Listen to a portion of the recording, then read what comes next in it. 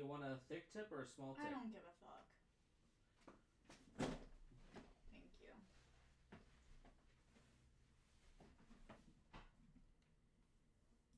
Did you?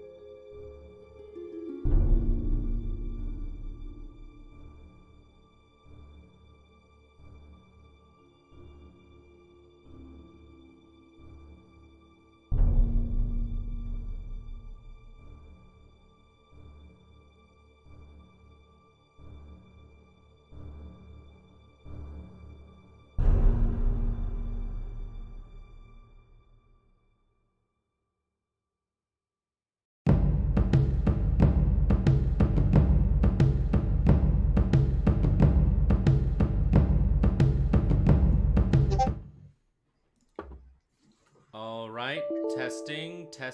1, 2, 3. Everything is looking good. So, hey everyone, welcome back to the Song of the Wilds, Chapter 31, White Fang. Woo! Yay! This episode has been a long time coming, and it's gonna be awesome indeed. You'll forgive me for a moment. I am currently having my dinner as we start this stream. How dare you, Evan? I wonder who made that dinner. Unprofessional. The I oven. wonder. Curious. know, right? Oh, I should change the title. Carly, would you perhaps have anything to do with that at all? Oh, I think it's someone that really loves Evan that made that Popped it dinner. in the. I know. I love the oven too. Oh, Yeah, Someone you sleeping thought on I the could couch cook for you on tonight. Tuesday? Guess who's cooking now? you want to bring it? Go, go, get Oh him, no. get him, Go, get him. go, go, Get get him. him. Get him. I look away for one Yeah. second. Yeah, I'm just gonna look away. I'm just gonna look away. Do Aww. not ever look away. I'm just reading over the scripts of my webcomic right now. That's what I'm doing. We're just gonna look away. Oh, no. Moment, guys. His headphones are tangled. I'm over here like, I'm over. Close that door. Slam that door behind you.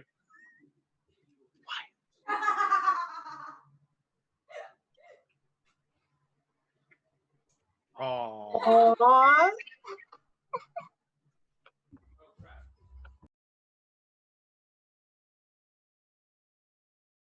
All right, That wraps up the session. Bye, testing, guys. testing. Darn it! Hold on, I gotta fix the audio. I say I'm sorry, but I'm not. D&D's canceled. Everybody go home. No, it is not canceled. Yep. Okay, looks like I got it working.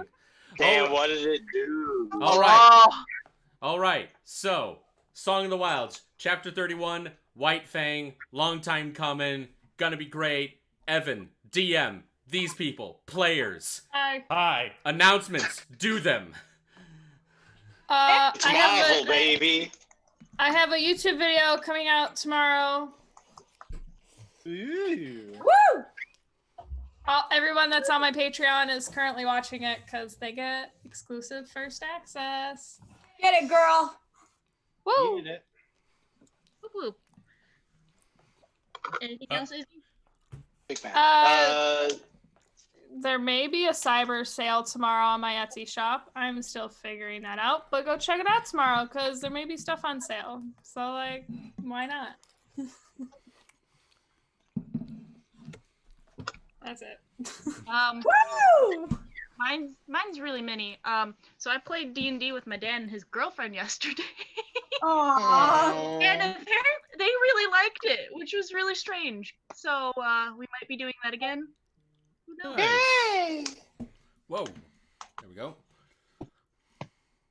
My webcomic is now closer to being finished than it was last week. So, Nice. like really close. Like all that's left for the artist to do is the text, and that's it. It'll be uploaded. Nice. So, I still have a holiday sale going on in my merch store. What? merch.streamelements.com/JoshTahuman. Go there. You can get a hoodie and a cup for only like $37, which is normally like a $60 deal. I got stickers like that Bubba sticker there. I've got cups. I got hoodies. I got t-shirts. I got phone cases. It's all great stuff. All great material. And I can vouch for that. It's one of my favorite hoodies that I own. actually, Carly, who plays Davina, will actually be doing a photo shoot soon, and those pictures will be posted on the Instagram store. So Yeah. By next week. that is my goal. got this. So I look very festive. Yes, you do. Yeah. This is a character that I've created last year for a friend of ours, Dizzy.Quinn on TikTok. She has a tag called Senate Elf Squad. It's a very fun tag. It's a very festive tag. It's not your original. It's not like what you would think a Christmas tag would be. It's very funny, and it's very relatable. But this is Peppermint, and this is my character for it. So if anyone is on TikTok and wants to join it, find Dizzy and join her Holiday Network TikTok.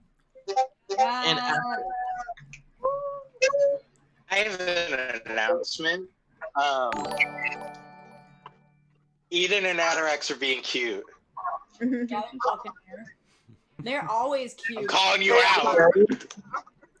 They are, but like especially now. I think that the tier of the relationships in this go Kira and Jordan, Leah and Josh, and then me and Evan. She's being humble, putting herself last. I am. But then again, can you even count me and Evan? Because we've literally been dating for 6.5 years. You're more of a married couple without being married. Yeah. We are Very comfortable without the I benefits. think the we fact are that you trying guys to fix that. still after 6.5 years is like Hey. cherry on top. All right. Do we have any other little announcements? I got one. Yes. So I am about 3 hours out of the hospital as of now. So if I'm a little slow and I'm slurring, I am so sorry. That is totally fine. Rather you take the day to yourself, but it's fine. Carly. I start driver lessons on Tuesday. Yay. Nice. Don't accidentally kill yourself. Hey. Or Driver the teacher. fear. Which is something Don't kill yourself or the driver. That's all. That's the only advice I can give you. Unless the driver pisses you off, then run off a cliff. I'm kidding. She would hurt herself. We don't want that. No, Briar, no. Don't do Because that. I'm supposed to be there in July. I need someone to go see. in Don't do July. that. No. Don't do that. Don't. Ha. A peaceful death. Pieces full death. My God, I just got a picture just popped in my head. The teacher fucking freaking out in the passenger seat, and Carly's just sitting there holding the wheel, smiling. That's all it is.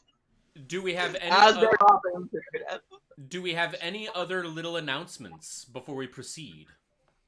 I love you all. Kick ass, take names. Kick name, take ass. Okay, Alice. Oh, that's hilarious. Ass skate fast. Oh my God, Alice is Mantis. I thought Alice isn't dead. Podcast references. Anywho. Okay, so that kind of blew my mind for a moment. All right. Well, if there are no more announcements, then let us proceed with the Song of the Wilds, Chapter 31. Wait, one sec. Since you're coughing, Josh. I saw what you said. I'm about to send it to you. Oh, okay. I was just making sure. Okay, continue. I got you. I don't trust that. I don't trust that. No, don't worry. Don't worry about it. Like, it's nothing. That just makes It's us fine, worry. it's fine. That just makes us worry more. It's fine. We're just plotting all your deaths. It's fine. Don't Yeah, worry we're about just it. we're planning the behind the scenes of the D&D campaign for when we need a next season. Yeah, season 2. And I am planning a campaign too. Yep. That one is going to be a lot more streamlined. I will say this though to everyone here, it is going to have a smaller team. So at the very least, if any of you want to participate, you might be relegated to guest appearances. But that's because I want to have my next campaign be with players who I have never played with before. I am going to say one thing. Evan and I have already talked about it, and it's going to be extremely cool. And I won't be a player, but I will be a reoccurring character. Yeah, like I said, you're all welcome to make guest appearances in campaign 2, but yeah, the main core team is going to be all new people. So me? You definitely have a shot at it. If people were only guest characters in Song of the Wilds, then they will definitely be in the running to be a main player. But this is not anything that I even want to cross the bridge about until after we're done with this thing. I gotta be honest, I don't know what the hell I'm gonna do when this is over. I am making a natural campaign as well for anyone that wants to join. I already have a placeholder in there. Look at you, Miss Fancy. Talked about it already with him, Sam. All right. Let me just swallow this before I begin the intro. That's what she said.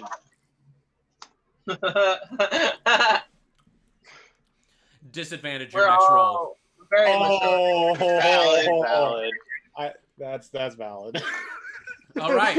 Worth it. All right. Well. We're very mature. Alrighty. Well, if that will be all, then let us begin with the Song of the Wilds 31, White Fang. And by the way, Carly, yes, I did see your message. Now, what are you guys talking about? Don't worry about it, fam. Don't worry about Scary it, fam. shit. Scary Alright. shit. That's Alright. what they're talking about. Here we go. Oh, whoops. Shit! Wrong music. That would have been perfect. I'm honest, that's one of my favorite songs. All right. Here we go.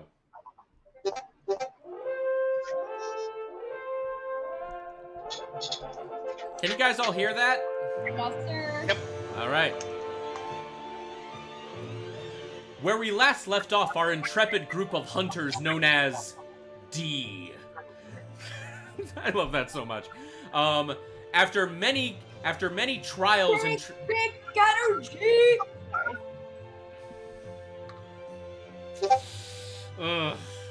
After many trials and tribulations in healing a dear friend to their newest compatriot, Malice, they were finally able to track down the horrible white direwolf known aptly named White Fang.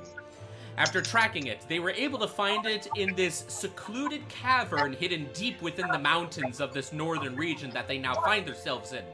The inside of the cavern turned out to reveal a very humid, almost tropical kind of landscape with hot springs and ferns and trees and treasure. There was also a lot of treasure in this cavern as well. As they followed the path deep into this humid cavern, they were able to find what looked like a massive throne made of gnarled roots.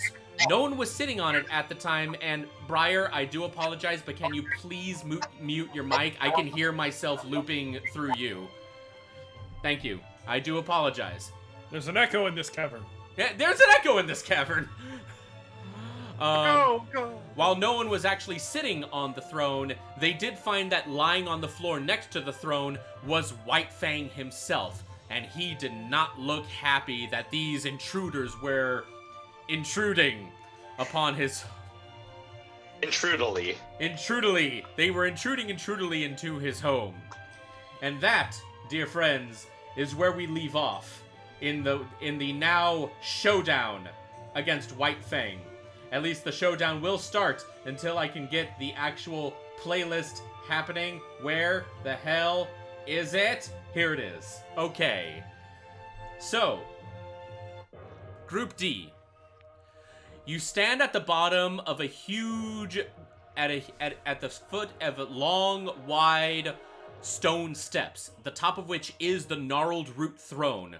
White Fang slowly makes his descent, growling at all of you as he approaches. And with that, I would like you all to roll initiative. Woo! It's been a while. Disadvantage on this roll. Oh no, your disadvantage hasn't happened yet. I will tell you when you have disadvantage. I like how you're You said on your next you roll. motherfucker. You said on your next roll. This is my next roll. I'm supposed to be the tank. How can I be the tank if you keep failing me? Luckily, Kira, this is not your dice. Wait. Jordan, you gotta sit up then. All right. I can't find my tray. Oh, I found it. Why do none of you get ready when it's playtime? I Because got it's usually hung right here, and it fell, so I didn't see it. But I got Okay, it. that is- Don't My worry. pretty face is Evan, right you know here. I got ready. You helped Right me. here. I got my box of rocks. Me too. I got a box of rocks. Cheers to the box of rocks. All right. Yes. Rock. Here we go. 25 to 20. Wait. Me. No one? Oh, Me. I got 21. Oh shit! I got 20. Just I'm sorry. 20. Yeah, 21. I added correctly. Okay, so Mistral got 21, Malice got a straight 20. All right, 20 to 15. All right, Eden, what'd you roll? 16. And Atarax, what did you roll? A 17. 17. Oh, Wicked kitten. Gilligan. All right, 15 to 10. Coco, 13. what was that? I couldn't hear that. 13. 13. All right, 10 to 5. Oh, Polo, what did you roll? 5. 5. I'm sorry to interrupt, but hopefully that will be better for you. Davina, what did you roll? An 8? wait, no, I'm wrong. I did the math wrong. I got 7. Okay. So then, Arios got 8. Davina got 7. Yielding. Alrighty. Okay, give me just a moment. Because I'm using Gosh, I'm using digital dice for this because my desk has no room right now for my real dice. That sounds like a you problem. Our office has been beautifully decorated by yours truly with all of my posters. And we finally got that shelf built too. I know. All right. That's a solid move, not having room on your desk. Alrighty. All right. Top of the round. First one is Mistral. What are you doing? And remember, guys, just for the duration of your battle, keep yourselves unmuted. You guys mute yourselves a lot. Just turn it off. Mistral, you're up. Mistral, you're up first. What do you do? Okay, you know what? I'm just gonna play it safe this round, and I am really just gonna do some vicious mockery, because you know, this boy here, I don't like him. So I am going to unleash a string of insults laced with a subtle enchantment at this creature. All right. And- Is that something you have to roll? Yeah, well, you have to roll, sir. Oh, you have really to roll. We've You really have got to to stop roll, letting big Mistral boss, go man. first. Know what? I got some good comments at this dude. Give me a moment. So Mr. DM, you must roll for the creature. They have to. They should prefer to lose a saving throw for wisdom of 17. 17. All right. Piss off the big dog. Why not? Okay, so total with his modifier, that's an 18. God, motherfucker. So how do you insult him? What do you say to him? What do you say, Mistral? Looks like a reject from Game of Thrones. You have a fat ass. Ow. It's not pH fat. It's F fat, not pH fat. You have a fat ass. Only one T. White Fang, hearing Mistral's words, does he's still snarling at you, ready to go. But after hearing Mistral, he does the adorable little doggy. just tilts his head at you, but it doesn't seem to do any effect on him. All right. You know, wait. I have a bonus action, even if I fail, of some bardic inspiration. And I am gonna turn towards Malice. Malice, you're gonna get some bardic inspiration here. And I'm gonna be like, bitch, you better fucking help. And that is my bardic inspiration to you. Okay. You know what? I'm gonna be mean here. Oh. If you want your inspiration to work, and because that's what you're saying to Malice, roll me an intimidation check. Oh, me? Actually, you know what? No, you're fine. I'm just playing. The actual spell doesn't need you to roll. Okay. But I could have done that, couldn't I?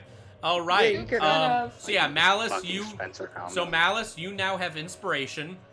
Mistral, are you doing Okay. anything your turn? That is gonna end my turn. Malice, you get an extra D8. All right, Malice, it is now your turn. Oh wait, Okay, for hold my on. Before first- you hold on, before you move, did we have to roll for Fizzgig? Yes. Okay, hold on. Ooh.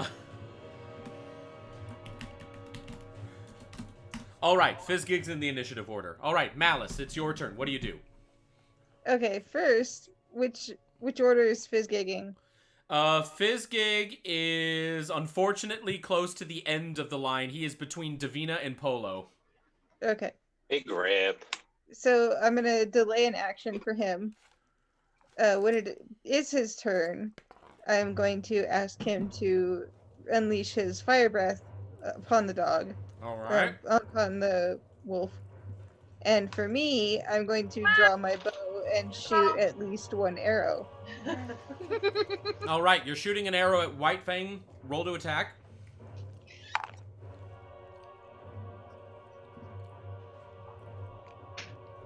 $14. 14 does not hit. You shoot your arrow. White Fang, clearly seeing it coming, just kind of like ducks out of the way. And he just has his eyes locked on you. At least you think his eyes are locked on you. They're pure white. You can't see anything coming out of them besides the black tears. You doing anything else? That was my action and bonus action. Okay, awesome. Because I delayed an action for Fizzgig. Gotcha. Okay. Next up is Atarax. What do you do? Datarax. I'm gonna cast Spiritual Weapon at second level. I'm gonna take a stab at him with that. That misses. That super misses. That's all right, because it's on the field. All right. And then I'll cast Guiding Bolt at first level. All right. Roll to attack with that. If it loads. Oh, that's better. That's good. That's good. 24. 24 hits. Fucking sweet. Good shit. All right. That's 40 radiant damage. All right. Roll damage. 16 points of radiant damage, and the next person to attack him has advantage on their first attack. All right. Awesome. You shoot your guiding bolt. This beam of pure white light just hadokens out of your hand, and you are able to just get him right in the shoulder, and you see like a pretty good scorch mark right there. Seems to actually kind of piss him off a bit more than actually hurt him, but you can clearly see that you did something. All right, that was how much damage again? 16 points of damage. 16 points of damage. All right, is that all for your turn? I'd like to move within 10 feet of him, and then I'm just gonna like bang my shield and my sword together and just kind of like snarl at him. All right, awesome. You know what? Just for that, roll me.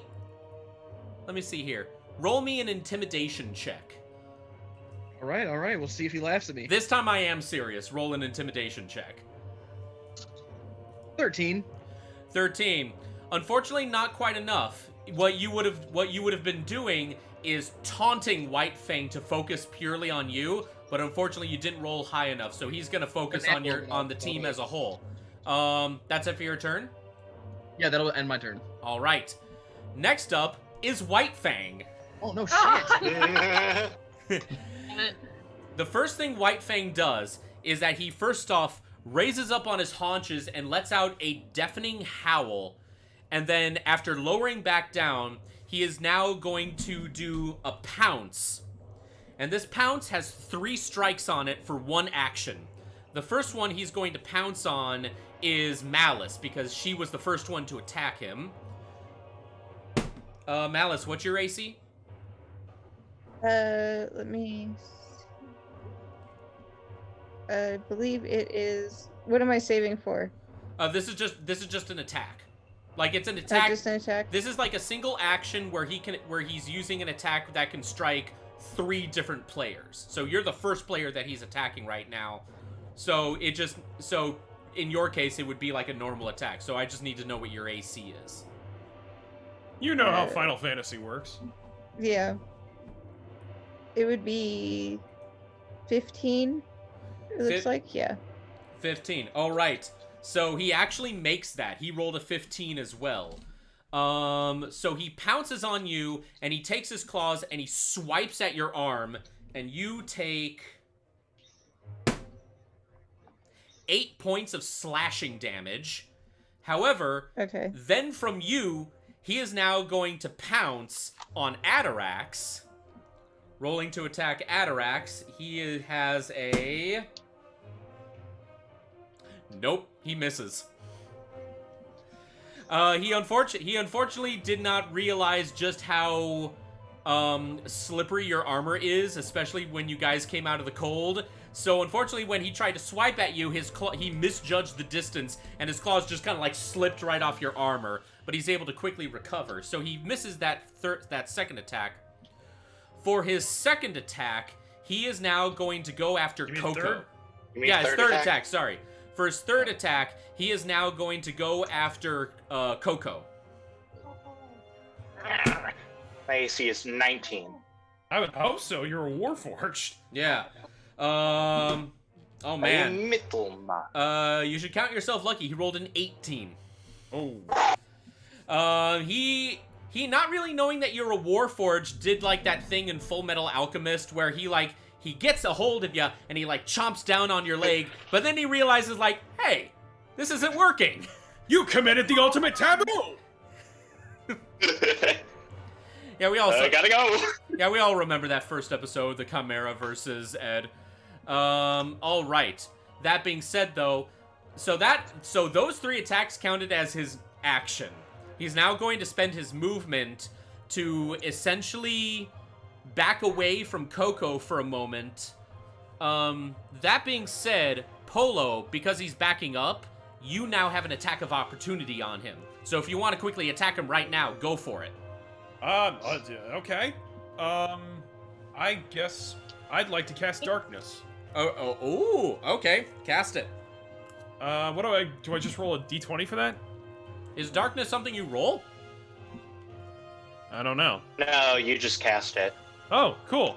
Then it's cast. And it creates like a cloud of darkness. Does White Fang... Do I still have my rope?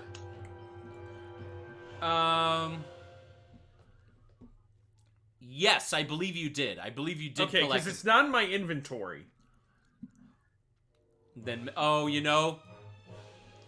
you used it to climb out of the giant gash in the ice. Okay. Yeah. Does anyone else still have their rope? Well, hold on a moment. I Doesn't White Fang have to save on DC for Darkness, or is it just automatically succeed? Darkness is one of those. No, a creature with dark vision can't see through it, and non-magical light can't illuminate it. So no one can see White Fang, nor... Nobody can see what's going on in the 15-foot cube. Or sphere. All right. Polo. I have a plan in store. Just so you know, I have rope. May I borrow it? Of course. All right. I'd like to use my signaling whistle to try to get White Fang over to me. Cool. All right. Let me see here. Because this is clearly an unorthodox plan you might have right here. Yeah. So wait a minute. Just describe darkness. So you've just created an area of darkness, and whoever's inside it can't see, and that counts for you all as well. Yeah, that's fine. Okay. This is my plan. I have weird plans. I've been playing this for 27 episodes. All right. You should know that about me now. Alrighty. All right. So you have rope. Blow your whistle. I will say that White Fang is going to have to make an intelligence saving throw to see if he can avoid the trap. Okay. So go for it. So I roll a d20? No. Actually, no. You just blow a whistle. That doesn't really require a roll. Okay. Yeah. All right. So I say for this, let's say it's a DC. Before I roll, I'm gonna say this is a DC of 15. 15. Okay.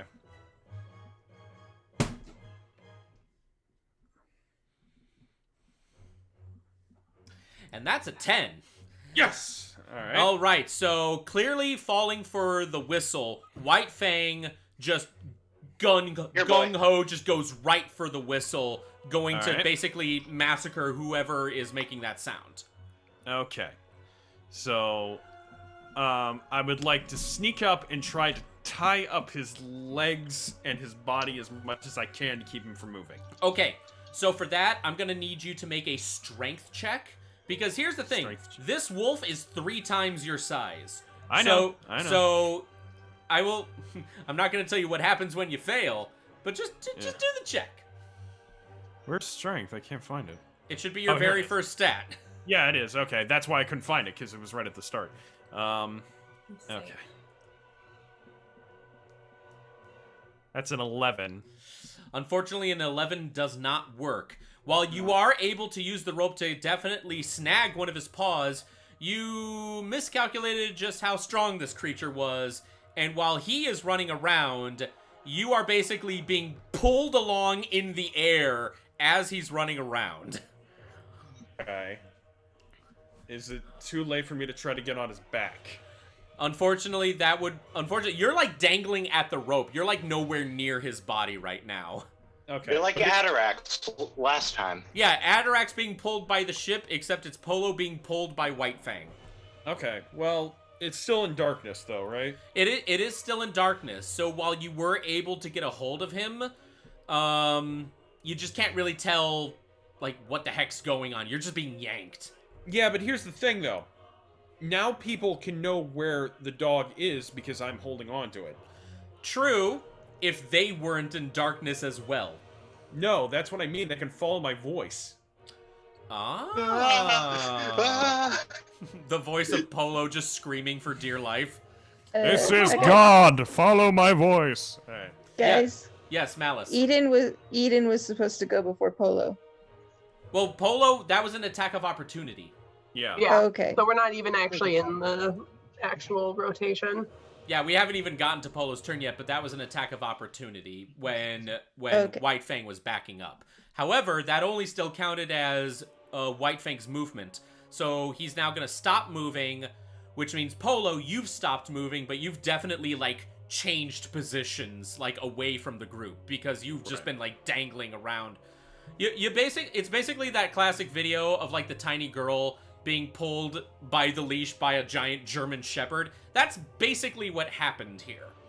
Okay. Oh, right. So now White Fang is going to use his bonus action, where he is now just going to do just a normal attack. Let me see here. He is now going to attack Davina. But can he see her? No. So this is definitely going to be an attack at disadvantage. Right. Done anything yet? You think he cares? Yeah, I know. All right. So now I already know this isn't going to work. Yeah, he misses. Oh, thank God. You're welcome! Alright. When I Polo. DM, I just roll a dice with like the same number of people that's in my group, and whichever number it lands on is associated with a person, and that's how I choose who he attacks. Oh my God, I love that. That actually is not a bad idea. I will consider that next time. All right. Next up is Eden. What do you do? And remember to unmute yourself. How far away is White Fang? Oh wait, I can't even see him, so never mind. I will just tell you. I won't tell you, like, where he is specifically in relation to you. But in terms of you, I'd say he's in, like, a 30-foot radius away from you. But I won't tell you if he's, like, in front of you or behind you or anything. You don't know that. Wait. But the whole problem is darkness, no one can see it. So I'm gonna have to hold my attack until, like, he gets out of that darkness sphere. You Okay. can follow my voice. Question, does darkness have a specific radius that it 15 affects, feet. or is it literally affecting the whole entire room? It's an area. It's at 15 range feet. of 60 up to 15 feet. Up to 15 feet. Okay. So then So I would say, like, at this point, both you and White Fang are, like, at the edges of that radius. Okay. But the problem is that if he were to exit that radius and exit the darkness, you'll never know because you're still in the darkness. You don't know if he got out or not. Yeah. No. So you can definitely try to hold your action, or you can try to use a more supportive action for a teammate. It's entirely up to you what you want to do. Or you can try to attack him still, but you'll be rolling at disadvantage. Oh yeah, because it would balance out. Technically, that would balance out because Jordan's guidance. Yeah. That is true! All right, then So- if you want to attack him, then it would just be a straight roll. Yeah, I'll try and attack him. All right, so just give me a straight roll to attack. 18? Fortunately, 18 does not hit. Damn. Alright, I'll try. This one's gonna be at disadvantage now, because 2 attacks. E thick. That's 24. Shit. Sorry, boy. Oh! Ah! Nope. 24! Yeah, 24. 24! 24 hits. Alright. How exactly are you attacking him? Sword. Okay, hold on. Let me finish eating. You're good. I just rolled damage, so. Yeah, go ahead and roll damage. How much is that? 11 points. 11 points of piercing damage with your sword. Yep.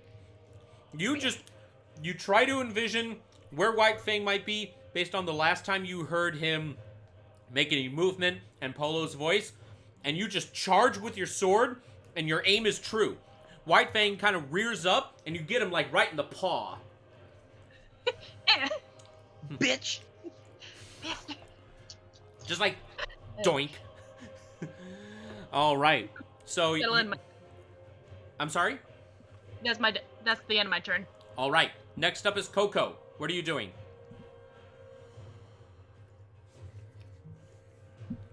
All right. Let me see. All right. I am going in with like my shield and sword up, and what I'm going to do. It takes an action. All right.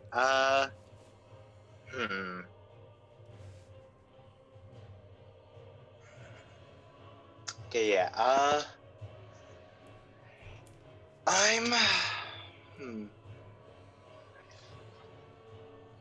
I'm just going to, instead of my sword, I'm gonna have my crossbow. I'm kind of just listening out for Polo. I'm gonna take the disadvantage attack. All right, roll to attack with disadvantage. All right.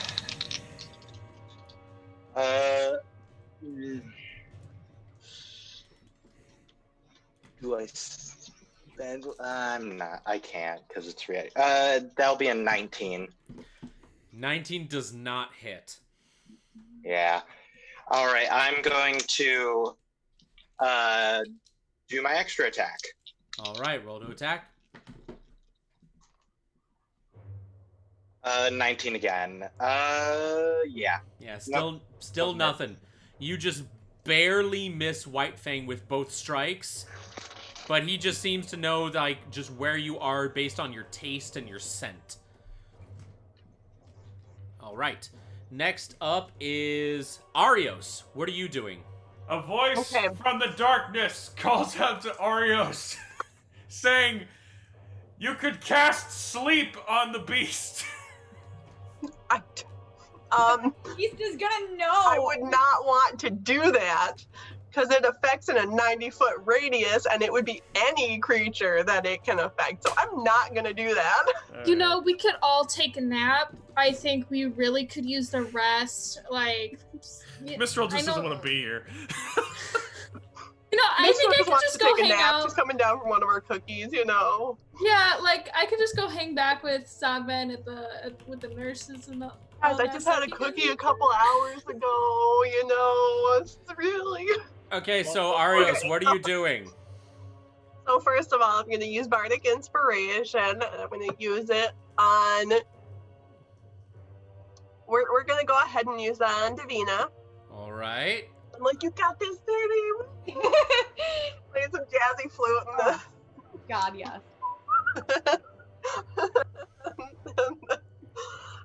And then I am actually going to use Levitate to get up above that sphere of darkness. All right. Because I certainly hope that up is still up. So I go up about 30 feet. Okay, so just to let you know, darkness just doesn't let you see, but it doesn't disorient your sense of gravity. So you clearly know where up is. You just can't see it. All right. Okay, good. I can't see up anymore. Yeah, that's a D8, hon, right? For me, it's a D6. It's a D6. All right. And then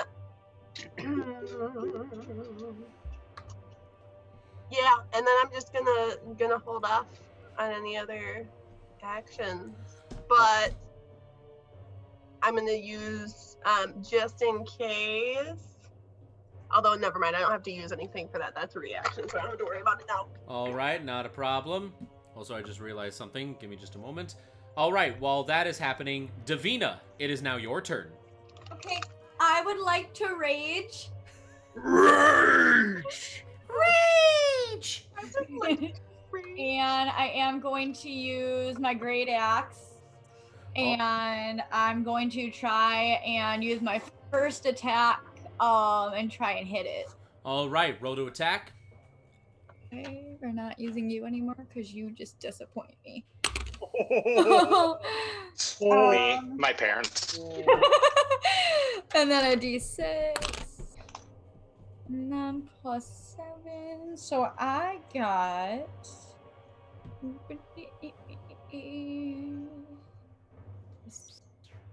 My hit DC is as I plus that, right? Yeah. Yes. Okay, I wanted to make sure because there's a lots of numbers here. So, okay, it says 15. 15 does not hit. Okay. Okay, and then we're going to try it again, and we're going to use my second attack. Wait, hold on. Josh was saying something. What? Did you add your bardic inspiration? Did you add your... Okay. Okay. I was trying to help you out. Oh, this one's definitely gonna hit. All right, so let me see here. So that's 31. Wow. Did you roll a nat 20? I rolled an 18, but then with my bardic inspiration, I also got a 6, and then I have a hit DC of 7. So if I did the math right, which I'm pretty sure I did. Yeah, you hit it. You hit him. But I'm just gonna stop you right there. You hit him. But my question is, would you have hit him without the bardic inspiration? Yeah, because that would be 25. Then just add it to your damage roll. Really? Yeah. Oh, I didn't know I could do that. All right. Well, unfortunately, you already declared it for your attack roll. Fuck! I tried helping you. I tried. No, wait. Now hold on. Does rage let you roll with advantage? No. No. Then unfortunately, Davina, you have to roll a second time because you're in darkness. You have to roll with disadvantage. Are you fucking kidding me? Okay. Like, That's fine, because that's the 17. And I got another 6. And so, you know what? I take 30. back what I said. And I got 24. Does that hit? I'm hearing you in my headphones, but I also hear you down the hall, and there's like a delay between the hallway and then when I hear you. You didn't answer my question. Yes, it does hit. Okay, cool. And I would like to use the 6 from my bardic inspiration for damage. But first, let me roll for damage. I would like to take the amount of sass coming from this small woman. I don't need your sass. So that's 13 points of damage, sir. 13 points of damage. All right. Davina, you just let out a bloodthirsty scream. We're thinking Sindel from Mortal Kombat. Yeah. You just let out like that kind of harpy screech. And then somehow, this is how I'm going to explain it because you're in darkness. Somehow the scream echoes in the room and you can hear it. Yeah, you're using your rage scream as echolocation like a bat to locate where White Fang is. And I just hear it and I'm like, the work wife is raging. There we go. So with that in mind, somehow knowing where White Fang is, you charge at him and you swing your axe. Wait, which weapon are you using? Your normal axe or your... That's what I said. Okay. Because remember... Yeah, I only use my frost axe for emergency. Your frost fire axe. Excuse me, my frost fire axe.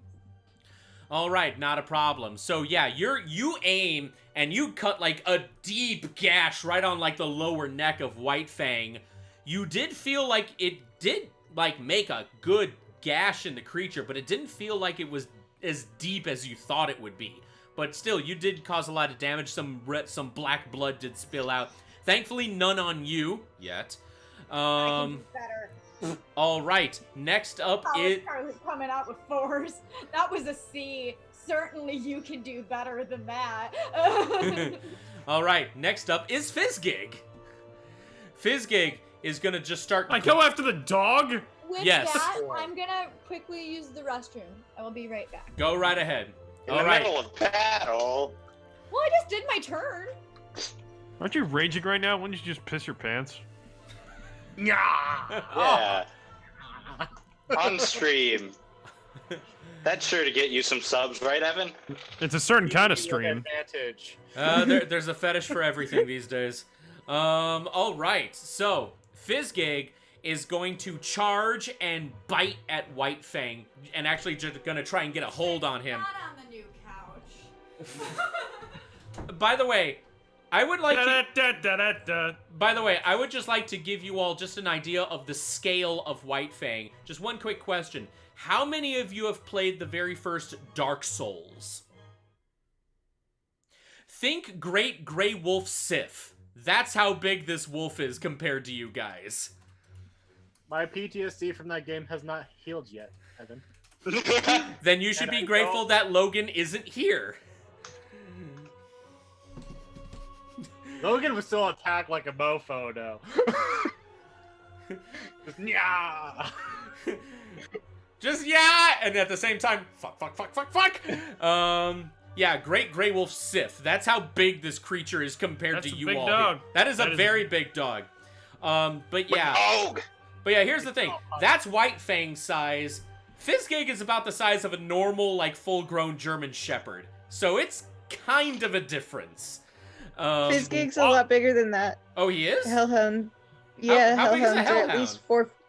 Hellhounds are at least 4 feet at the shoulder. Okay, so he's like the size of a full-grown, like, lion. Irish Wolfhound. Yeah. He's about the size of an Irish Wolfhound. Okay, gotcha. Okay, that makes it a little better. Not that much. But yeah, Fizzgig is going to... Basically, he's going to charge and bite right at... And then the delayed action of Fizzgig. Yes, he is... Basically, because he's making a movement towards White Fang, he does exit the darkness. So the delayed action does count. You will have to remind me what your action was. It was just as soon as he gets a hold of White Fang, he was let out a fire blast. All right, not a problem. Okay, so he's going to charge at White Fang. He gets a +5 to his attack roll. Unfortunately, he missed with the bite. However, because he did exit, that delayed action still will count. So we'll say that he gets to attack twice this action. Okay. In this case, he'll automatically use his fire breath because you commanded him to, since he's your familiar.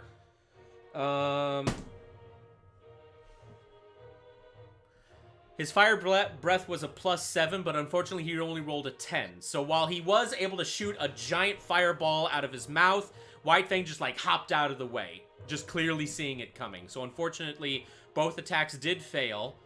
That being said, though, he is going to use his bonus action to try and bite one more time.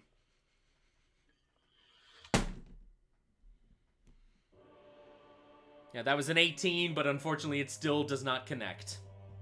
So unfortunately, so that being said, he's now going to use the rest of his movement to just back away, realizing like, shit, this thing's like 3 times bigger than me and I couldn't do jack shit.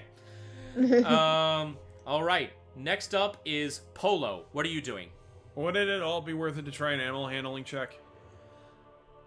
I'm gonna say you can certainly try. But it also ultimately depends on what you're gonna do.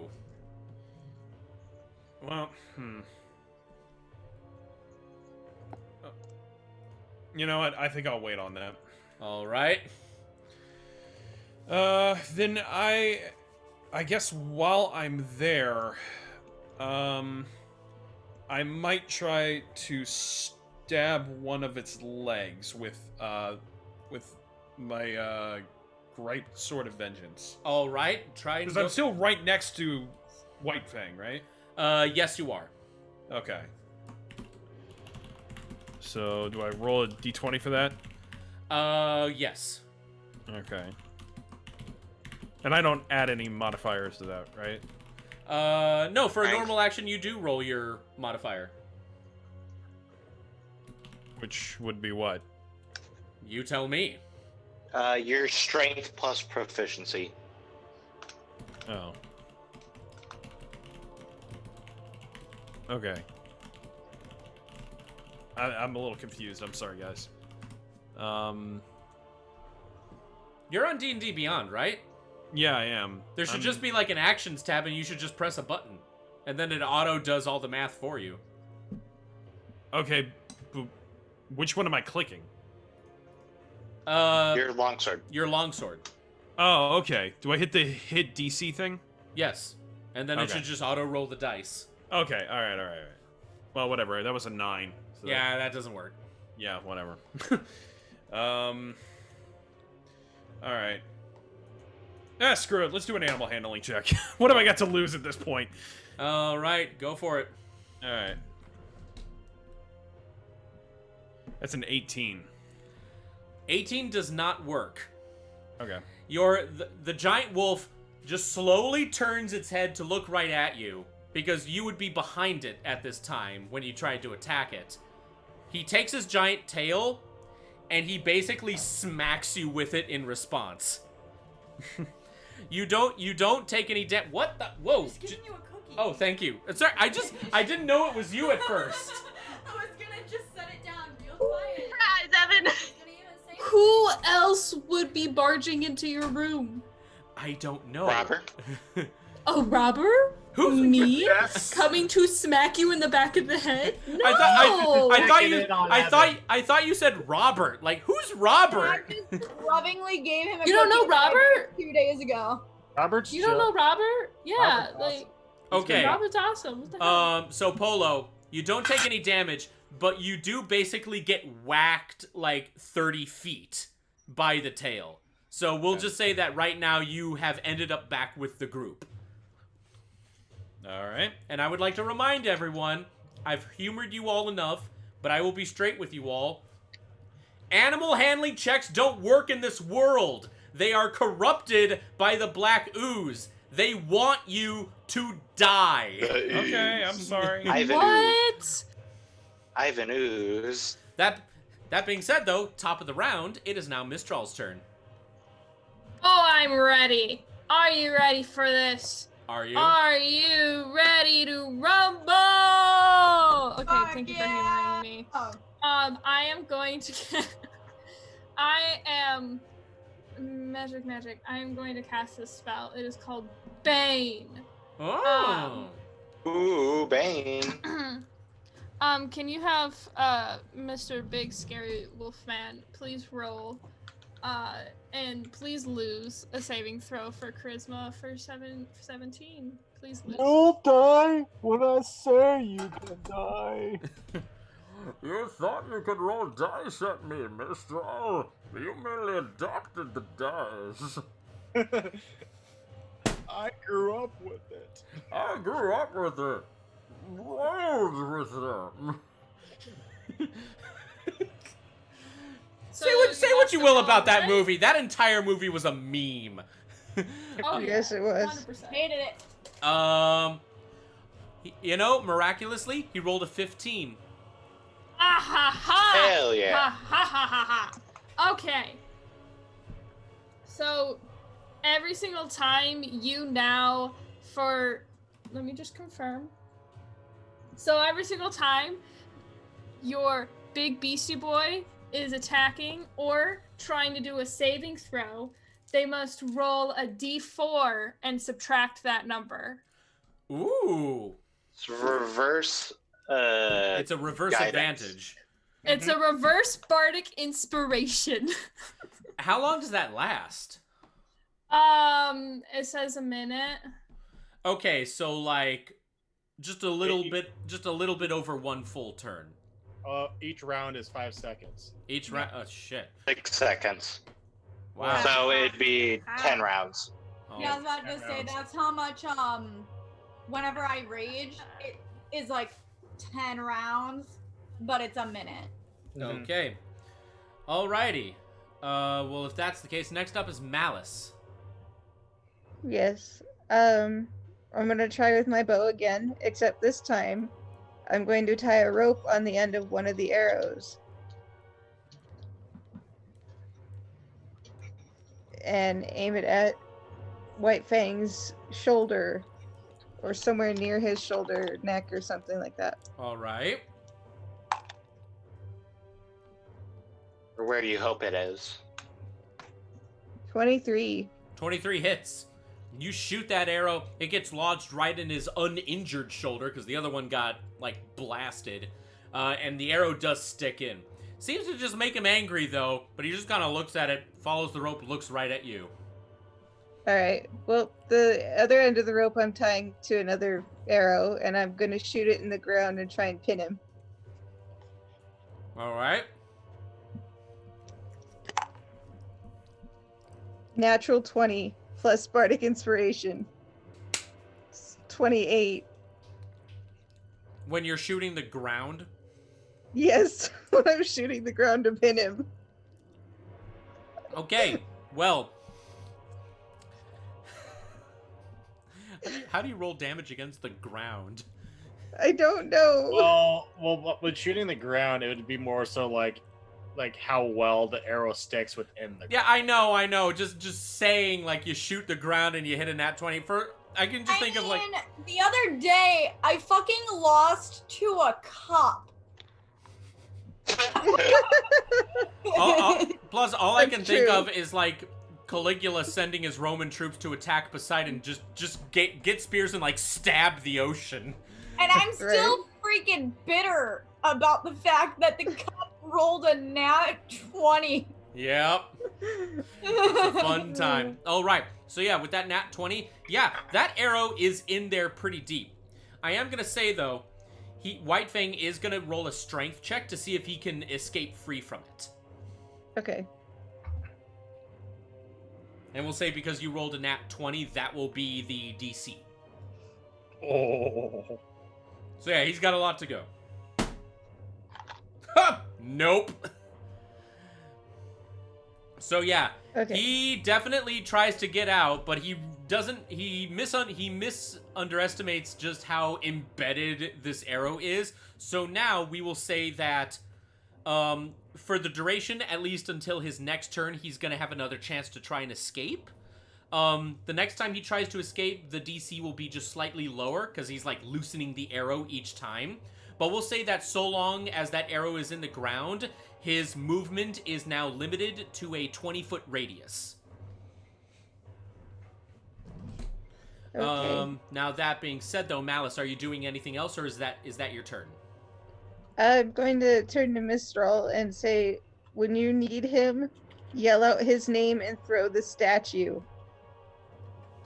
I'm aware. I'm scared, but I'm aware. The fire fur is about as big as this fucking wolf. He will be just fine. No, he's not. I looked at both dogs. He is not the same size. No, not Fizzgig. Fire not fur. Fizzgig. This guy right here. This guy. You The see griffin. this guy? The griffin. Oh, right, the griffin. Sorry, I forgot about the griffin. If anybody forgot, this is my griffin. Yeah. It worked. Looks very much like a dog. No, it's a griffin. That's racist. Yeah. No. So Malice, is that your turn? Yes, that's my turn. Okay.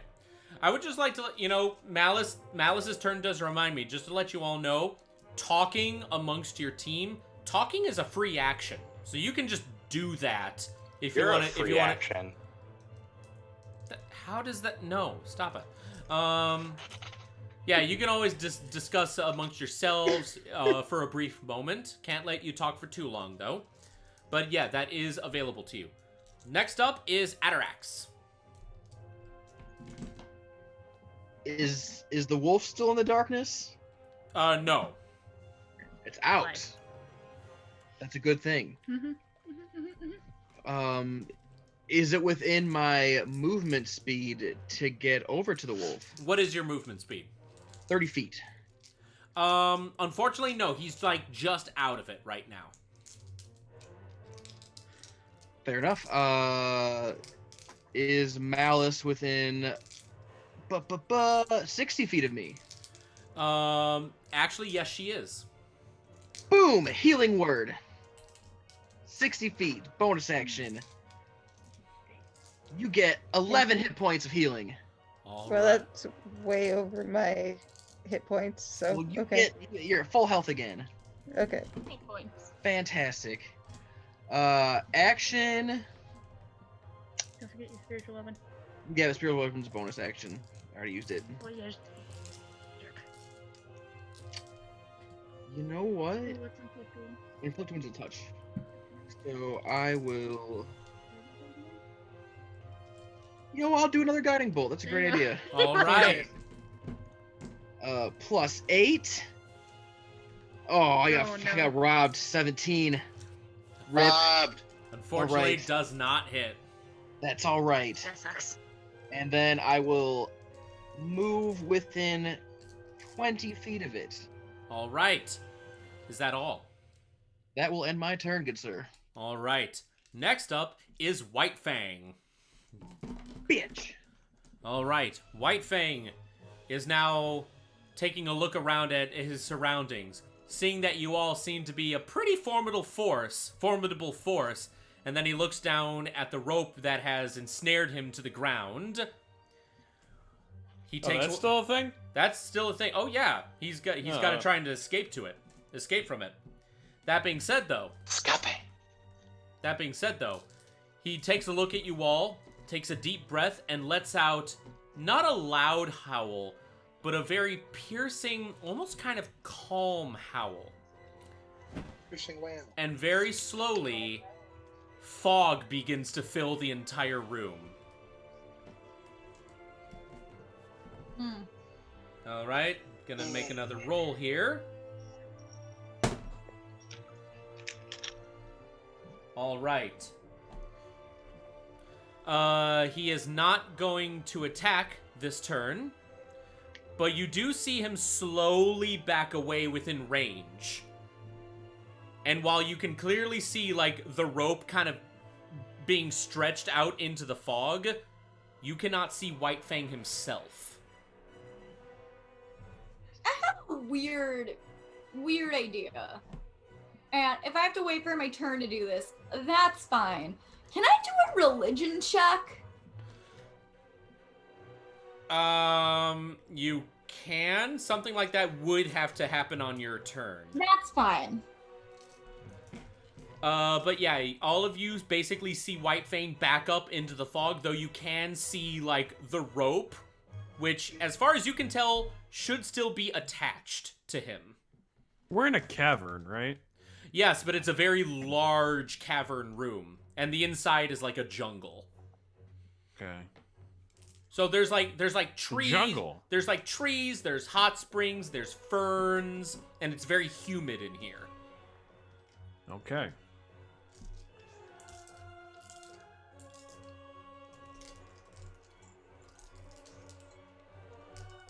Who's next? Oh, sorry, I thought you had more to say. No. All right, next up is Eden. What are you doing? So I can't see the wolf at all, right? You cannot see him, though you can still see, like, the arrow stuck in the ground and the rope attached to it. Okay.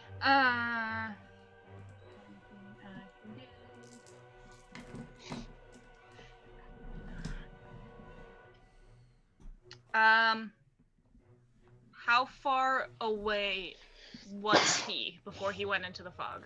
Like 20 feet from you. So you were like just outside of like that rope radius that he was in.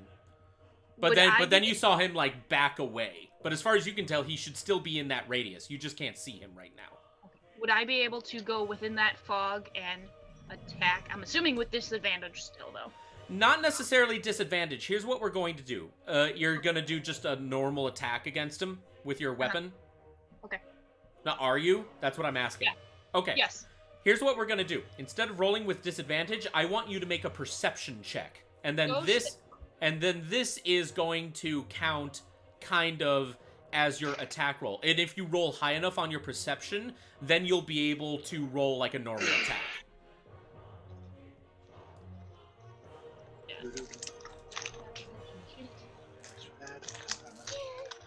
Oh. I got 11, so probably not. Okay. Yeah, unfortunately, I will say this, though. You are very lucky. Because if you rolled any lower than 10, you would have accidentally cut the rope. Oh, nice. No. Not Davina's rope. I mean, I can do it It's again. not like I can buy any more. I mean, we're so broke in this campaign, I don't even know. She says that she's rubbing her money on herself. All the gold. All of a sudden, she's just in a tub of, like, George Washington's, and she's like, I don't know what you're talking about. So yeah, unfortunately, because you did not roll your perception high enough, you do not have the chance to roll a normal attack. But you can spend your bonus action to do another perception check and try to attack it. I have 2 attacks per action. Oh, then yeah, roll me another perception check.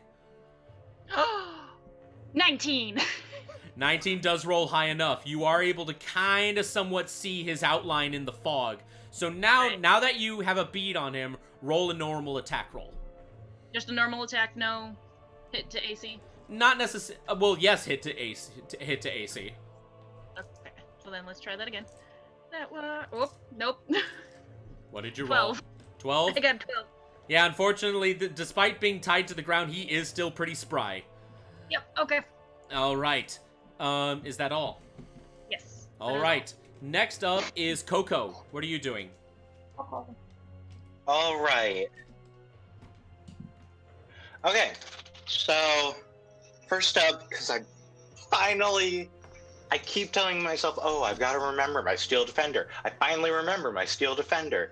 So what I'm going to do is, as a bonus action first, I'm going to have my Steel Defender, good old Goddard, I'm going to have him, like, running up to White Fang, kind of have him follow the rope, presuming that White Fang's at the end of the rope. Would I have to make the perception check? Yes. Yeah, roll a perception check for the Steel Defender. Okay. He has... 2 times 2, okay. That is an 18.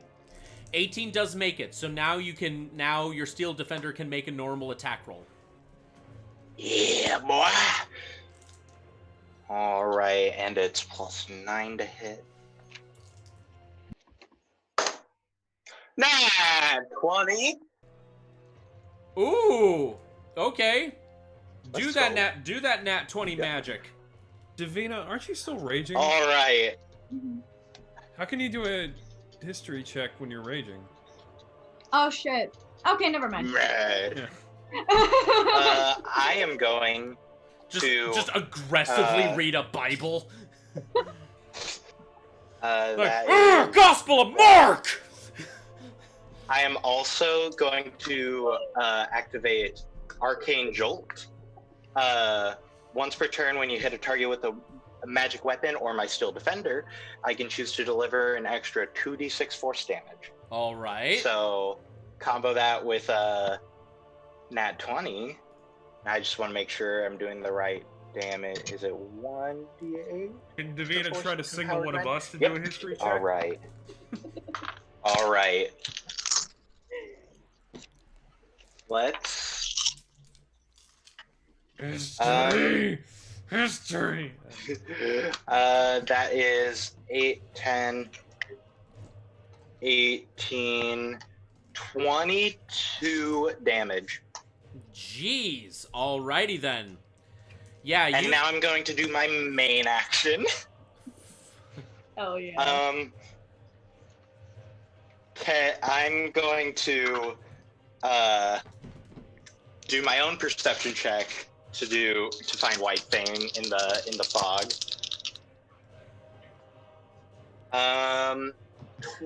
Dirty 20. All right, yeah, you definitely are able to see him. Roll to attack. All right. first attack. 29. That I presume that hits. That hits. And a nat 1. Well, the first one. Yeah, the first one hits. So that is 9 damage. All right, 9 damage. Yeah, you get him good. Still not looking like it's hurting or anything. Just has a lot of gashes in its giant body.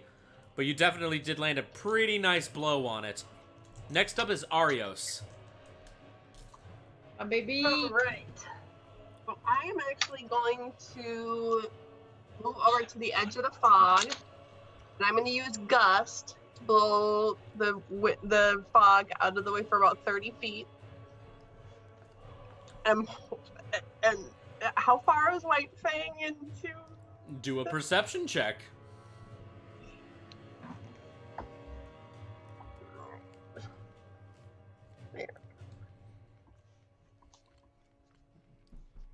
Does 16.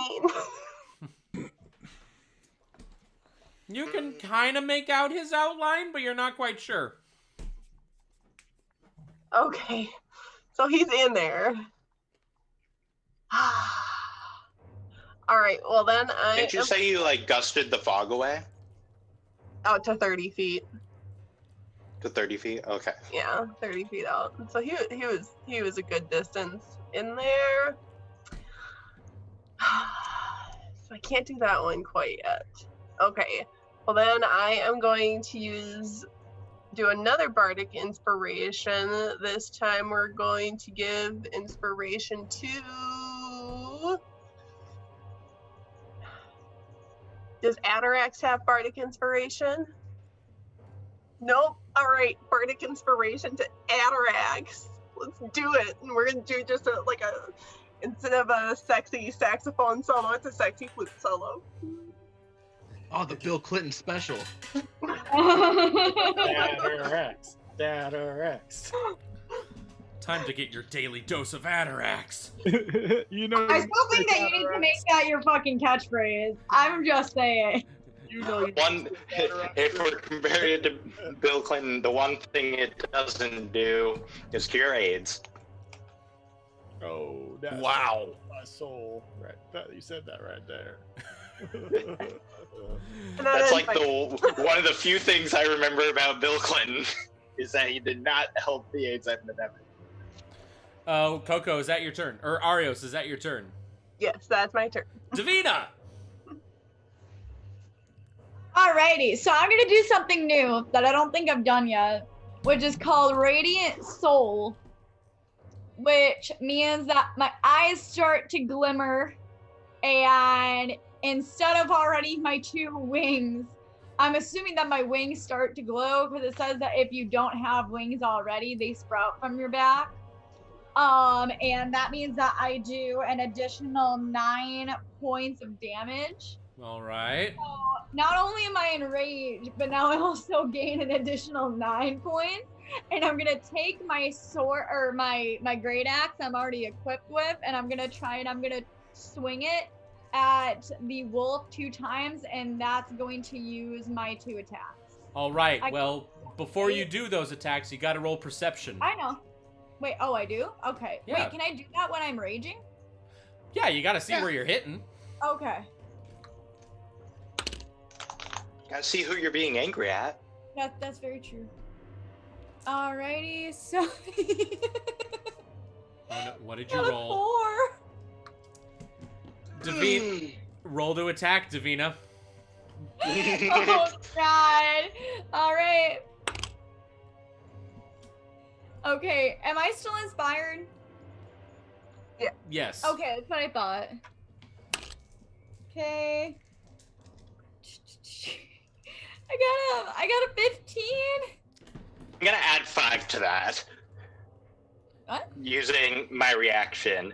Flash of Genius. Oh. Okay, cool. So then I got a 20. Dirty 20? Yeah, you definitely swung your axe and you hit it. You hit the rope because you rolled a 4 on your perception. Dang it. I knew I tried it. to. That doesn't I matter knew you anymore. were gonna give me a Hey, wait, does that mean puppy's free? The puppy is free. Puppy's free. He's not free for long based on my plan. But It's like You hope. it's like the dog from Sandlot. Okay, and then can I try again? Now that he- Roll another perception check. I hate these.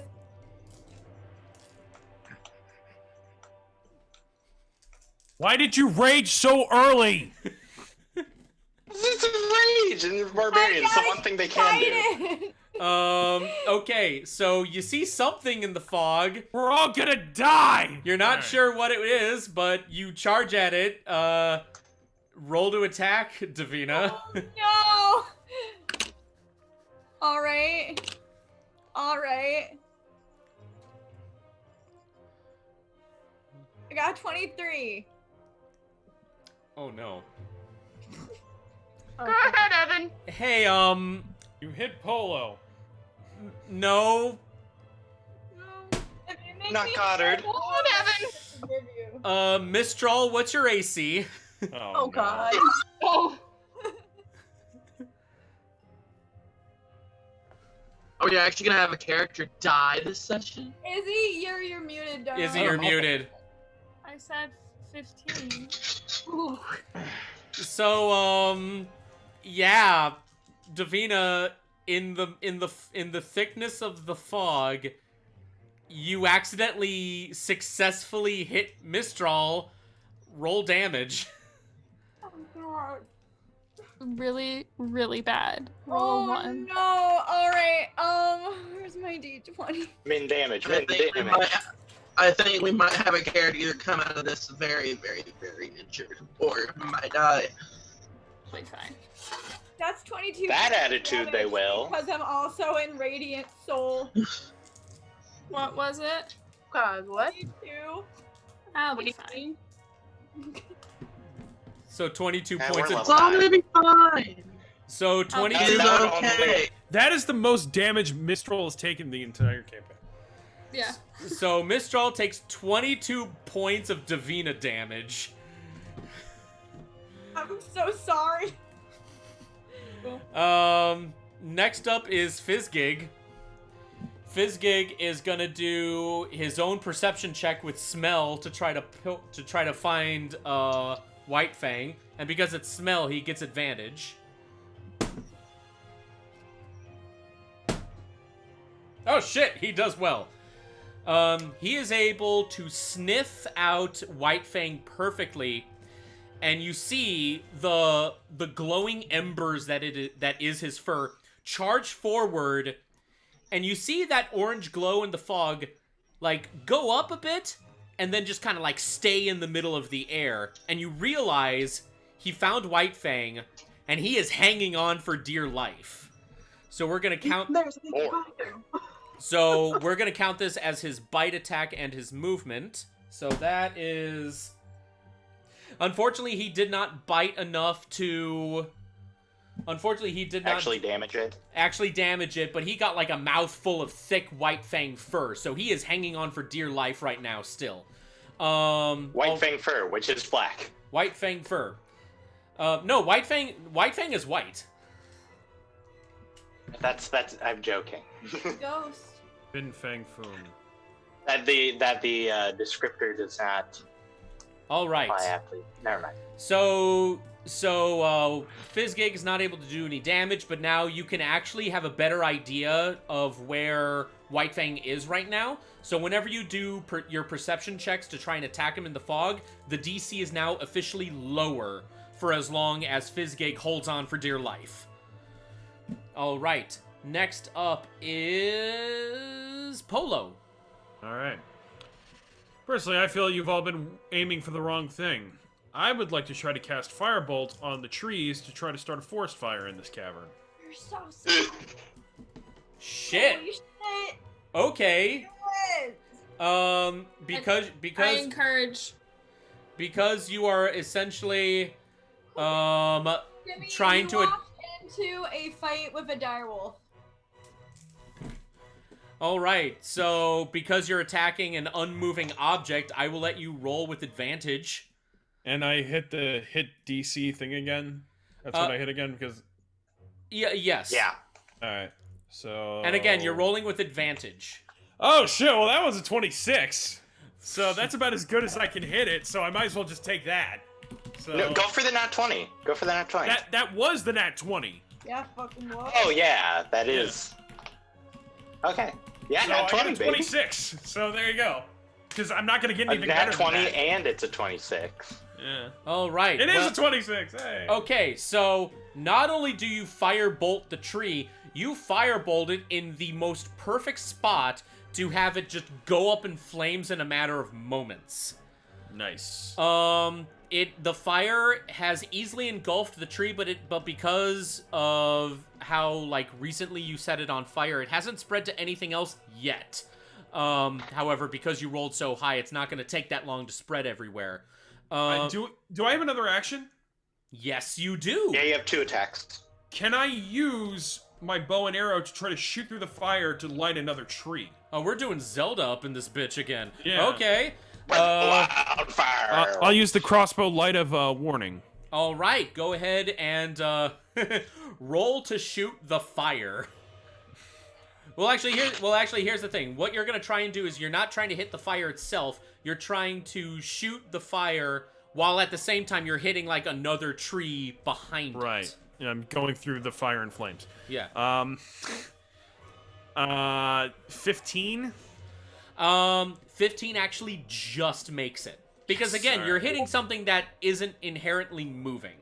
Okay. But you do shoot through the fire and it hits another tree, and now that one is slowly getting engulfed in flames. As things are right now, the fog is still in this room. However, now it's also filling up with smoke. You guys are just like fucking yourselves over right now. Hey, good. I don't have to Sounds like breathe. an idea, but you know. I thought at this I point don't have to breathe. we can't This really is a problem for see y'all. White Fang anymore, so I figured we might as well just shit on his lawn and hope that that helps. You shit on my long dog, I'll shit on yours now. All right. Wow. Kids are bigger, Talk but, about you know. escalating quickly. All right. Oh, yeah. So that is the top of the round. We are now back to Mistral. What are you doing? You are muted. You know but what? there you go. Oh. So, you know what I'm gonna do? I'm gonna do a few things here. What are I'm you gonna gonna do a do few it? things here. I'm gonna. Why do you sound like you're in a Scorsese? No, not really. That's what I'm gonna do. I'm gonna do a few things. here. I'm gonna watch me. I'm doing a performance, man. Okay, here we go. Pfeiffer.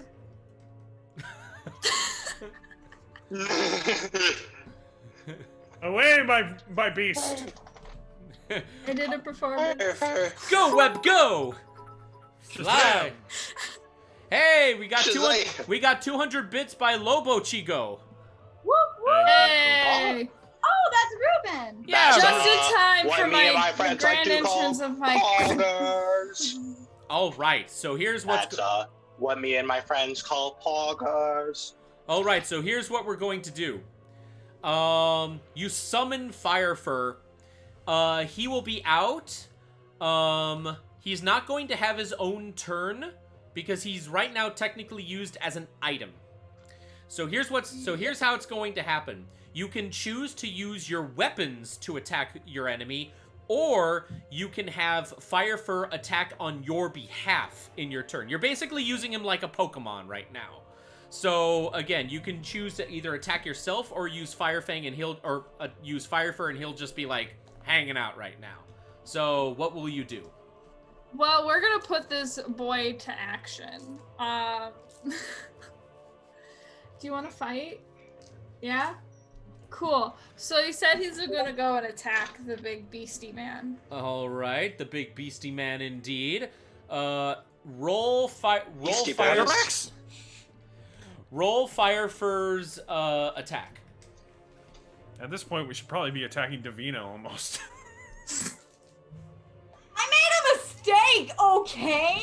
Do I? have to add anything, or do I just roll? I'll let you know. Just roll a d20.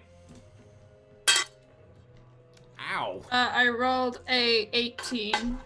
All right, 18. That does hit. I'm allowing Firefur to have an attack roll of +4 to go with that, because he's a big-ass griffin. He's the size of an elephant. You're a big boy. You're a big boy. You're a big boy. All right, so Firefur charges right at White Fang and is able to like latch onto him and take a huge bite with his beak. Definitely getting some flesh out there. Still just pissing off White Fang right now. However, and here's the good news, because Fire Fang technically counts as a magical item and not a legitimate creature, Fire Fang is not affected by the black ooze blood of the monster. So he is safe and he is not enraged. Cool. I also would like to do a bonus action along with Firefur's attack. I would like to give some more bardic inspiration to another member of our group. I turn to Atarax and I'm like, Atarax, eh? Got it. He already has inspiration. Can I have double inspiration? No. Give it to Eden. Give it to Eden. Who has it? Stack. Okay, I'm gonna give it to Eden, and I go, hey, did you see what I just did there? Did you see that? Did you see that? Did you see that? That's pretty cool. That's pretty cool, yeah. It was. I think we have the griffin now. Yeah, so you're good. Bardic inspiration. Got some fun toys. All right. Is that all for Mistral's turn? That's all she do for now. She's gonna plot away while everybody else does their thing. All right. Next up is Malice. What do you do? Alright, for my first action, I'm going to cast a spell called Hunter's Mark. Ah. All right. Considering that, if I recall correctly, you do need to be able to see the creature to cast Hunter's Mark, roll me a perception check, and if you roll high enough, you can successfully cast it. Look for. And remember, it's a little easier. The DC is lower now because Fizzgig is still holding on. It's a dirty 20. All right, you definitely do have a pretty clear idea of where White Fang is. So you go ahead and you cast Hunter's Mark. Yep. Alright, and then while I've got him in my sights and focused for about an hour, because I get an hour of this at second level, and I'm going to turn more of my bow and arrow on him. All right, roll to attack.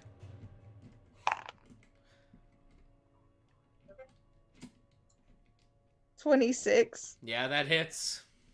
Hey, it's a 26. It's no It's better than the movie. It's the funny number. Yep. So do I roll damage or do you want? Oh no, you roll damage. You hit him all right. You don't need to roll perception specifically in your case because you got Hunter's Mark on him. Hey, Izzy, I got... are those It's No 26 stickers still available on your shop? Apparently not. That's okay.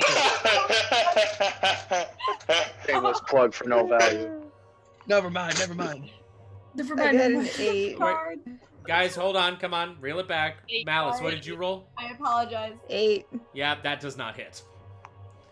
No, that was damage. Oh, that was damage. Okay, yeah. 8 damage. All right. Is that all for your turn? Other than... Yeah, that's all I can think of for right now. All right. Atarax. I did my bonus action and my action, so... All right. Atarax, your turn. Can I make it over to Mistral in my movement? Yes, you can. I'm gonna dump a 3rd level healing spell. Hello, We're gonna Dada. Good. No wounds. Why, hello there. How's it going? You look a little worse for wear. 19 plus 5. You get 24 points of healing. Oh wow, that's more than Davina smacked me with. Look, that's okay, great. I'm sorry. I tried to do a thing and it didn't work. I'm gonna look Okay. over to Davina and be like, if you could please kindly avoid that in the future. Oh, but okay. So here's how it's gonna happen. Cause I'm not gonna make that move fail. You do get healed, but I want to know how it happens. Atarax, roll me a d20. You don't need to know the context. Just roll it. Alright, we'll see what happens. 18. Oh no, you rolled too high. Atarax, you charge over to the wounded Mistral, and the gust of your movement almost knocks her off your feet, but then you like hold her in your arms like Gone with the Wind style, and you just go, "Are you okay?" I like slide on both knees, like Yeah, you slide on both knees, and it's like a Harlequin romance cover. You know, I kind of shift them now in a weird way. on your daily dose of Deadarex. Hello there. I'll take this anyway. Thank you. And then bonus action, I'll move my spiritual weapon 20 feet towards where the monster was last seen, because that's all I have for movement. All right. Okay. Is that all for your turn? That'll do it. All right. Next up is White Fang's turn. As his turn starts, you see the fog has now finally lifted away from the arena, and you see White Fang. It's like the fog has lifted. There will be no Tangled in this house while we're playing here. Yeah, yeah. That's not very poggers of you, Evan. What? Where the fuck do you think you are? Excuse me? This is my campaign. Tangle should be the only thing allowed.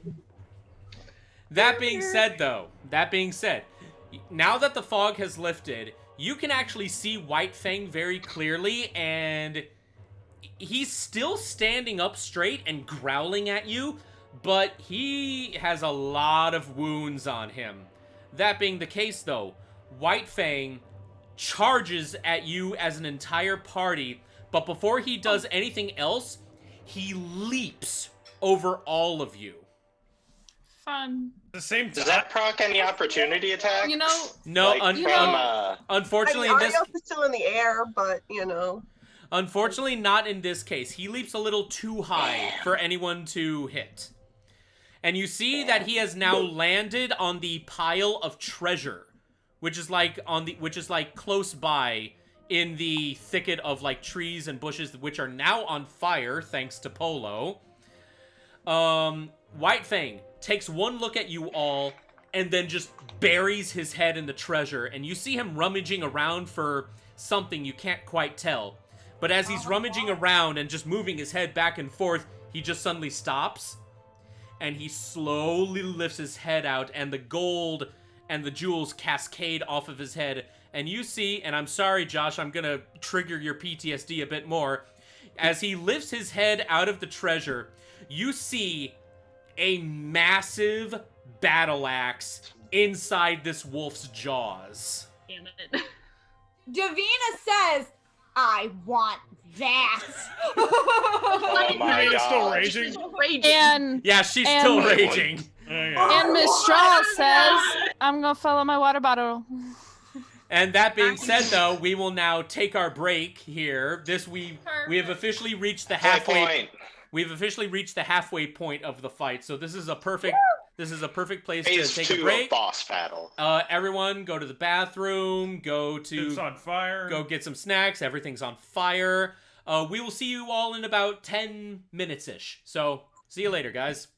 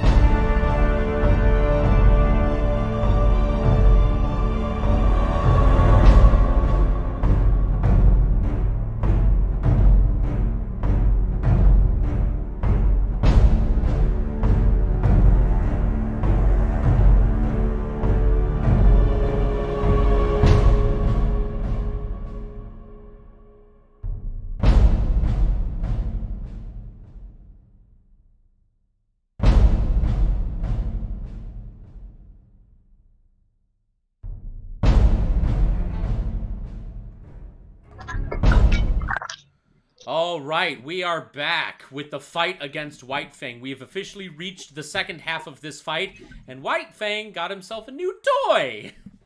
Oh, joy. And Davino wants it, even though Evan already told me during the break that I have it.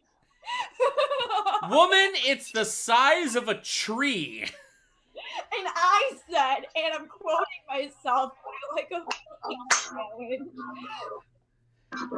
So, anywho.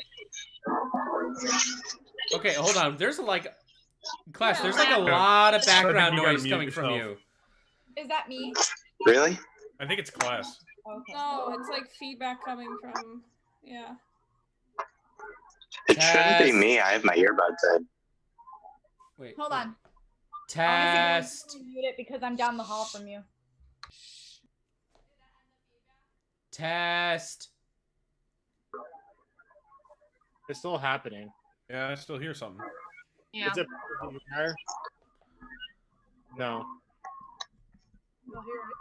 What's happening? Some background noise. I mean, I can hear it. That is very strange. Yep, it was class. You missed it. Sorry, class. Don't worry, class. We'll figure this out. Anywho. Yeah. Next up is... Amina. Let's see. We are now back. It was, that was White Fang's turn, which instigated part 2 of the fight, where he now got himself a giant axe in his mouth. Eden, it is your turn. How far away from me? He's like 50 feet right now. He leapt like a huge distance over you guys. Well, I guess I'm gonna, I believe this is a bonus action. I'm going to switch from my longsword to my longbow.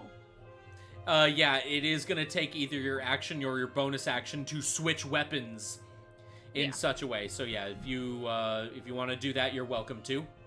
Have to. I just want to see if you're still watching. Hi, Eric. So with the longbow out, I'm gonna try and hit him. All right, go right ahead. 24 to hit? That hits. Yeah. Five points of damage.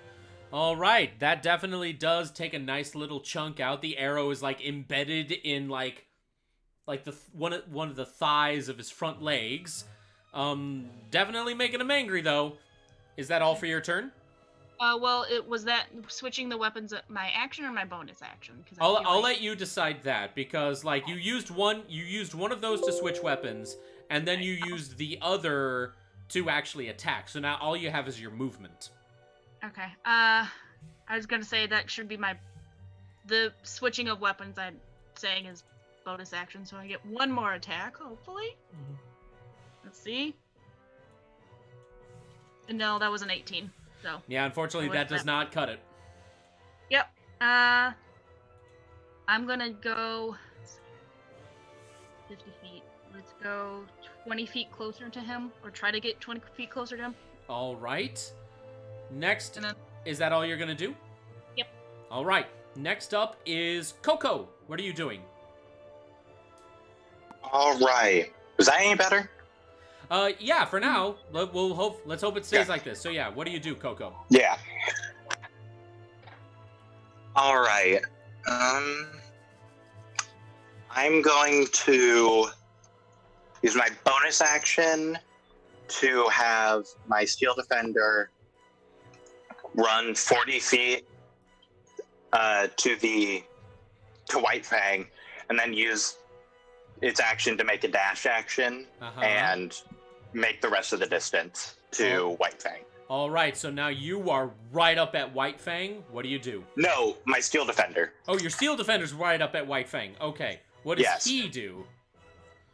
Well, that was his action and his movement. I don't believe he has any bonus. Yeah, he doesn't have any bonus actions. So then, as my main action, as my movement, I move 30 feet up to him and then use my action to shoot my bow.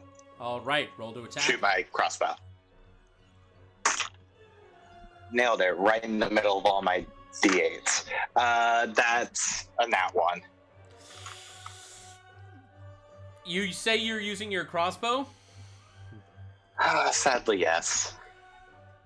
You try to pull that trigger, but something must have gotten loose the last time White Fang tried to attack you. You try to pull that trigger, and you just hear something like grind and crack. Your crossbow is now jammed. Right, then I'm going to, damn it, and kind of just reach out with my other hand and cast Ray of Frost. Okay, do it.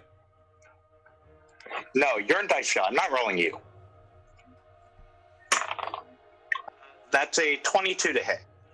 All right, that definitely does hit. Roll damage.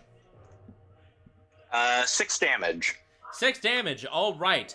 You get him, like, right in one of the wounded areas. So it's like ice spikes getting into the already open gash, which hurts. Definitely make him howling out in pain, though. Is that all for your turn? Yep, that was my action, bonus action, and movements. All right. Arios, it's your turn now. What do you do? All right, so we're used to about 50 feet from him. Yeah, from the rest of the group, it's like a 50-foot distance right now. Okay, perfect, because I can throw my daggers at him and that goes 60 feet. All right, so I'm going to go ahead and do that. I'm going to try throwing one of my daggers at him. And 23. That hits. And that does 6 damage. All right, 6 damage. And then I am going to... go ahead and cast Blade Ward on myself. And then I'm just going to hold steady where I am. All right. That's it for your turn? Yes. Next up is Davina. What are you going to do? We're gonna wait. Can I see him now? Yes, you can see him clearly. All right. We're gonna try this again because you hit Mistral. No. I haven't learned my lesson, so I'm still enraged, and I'm going to try to swing at him with my great axe. All right, go ahead. Hits the wall and hits Mistral. Right, if I got a nat 1. Okay, so 21. That just barely hits. Woo! I will take that. All right. And I just gotta get it ready. All right, so that's 7. So that's 10 points of damage. 10 points of damage. All right, that definitely does hit. We're gonna say that Wait, I'm sorry. I get 3 points, and then since I'm enraged, I get another 3, so that's 13. All right. That still counts. So I'm gonna say that you used your movement, all of your movement, to get up to White Fang. You definitely landed a very clear blow on it. Definitely making him angry, though. Is that all? Is that all for your turn? For my next action, for my next attack, we're gonna try it one more time, and we're gonna swing at him the opposite direction. Ooh, going for a cross cut. All right. Fuck yeah, we are. All right, so that is 14, which probably doesn't hit, does it? Nope. Yeah, figured. All right, so then, bardic inspiration? Action, I don't know if I can do this, so if not, that's totally fine. Can I actually unequip my great axe and equip my frostfire axe? That is going to spend your bonus action, and you're not going to be able to attack with it this same turn. But if you spend all of your bonus action, you can switch weapons. Okay, awesome. That's what I'm gonna do, and then that Surprisingly methodical during being rage. It's all for the purpose of killing. Mm-hmm. All right, so you switch weapons to your frostfire axe. All right. That was your turn. Next up is Fizzgig.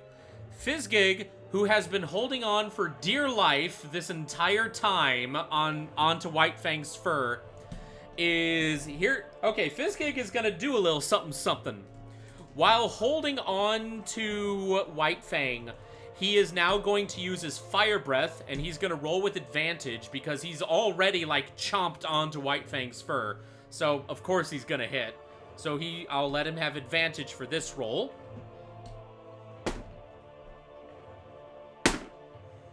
Oh my god. He failed both rolls. He rolled a 4 on one and a 5 on the other. My dog's an idiot, guys. I'm so sorry. He kind of already did that. Fizzgig. Adorable idiot. So Fizzgig, somehow in its own doggy self, has this plan to use his own fire breath to blast White Fang's leg and also basically rocket launch himself off of White Fang and rejoin the group. However, in all of his planning, he forgot to actually fucking inhale.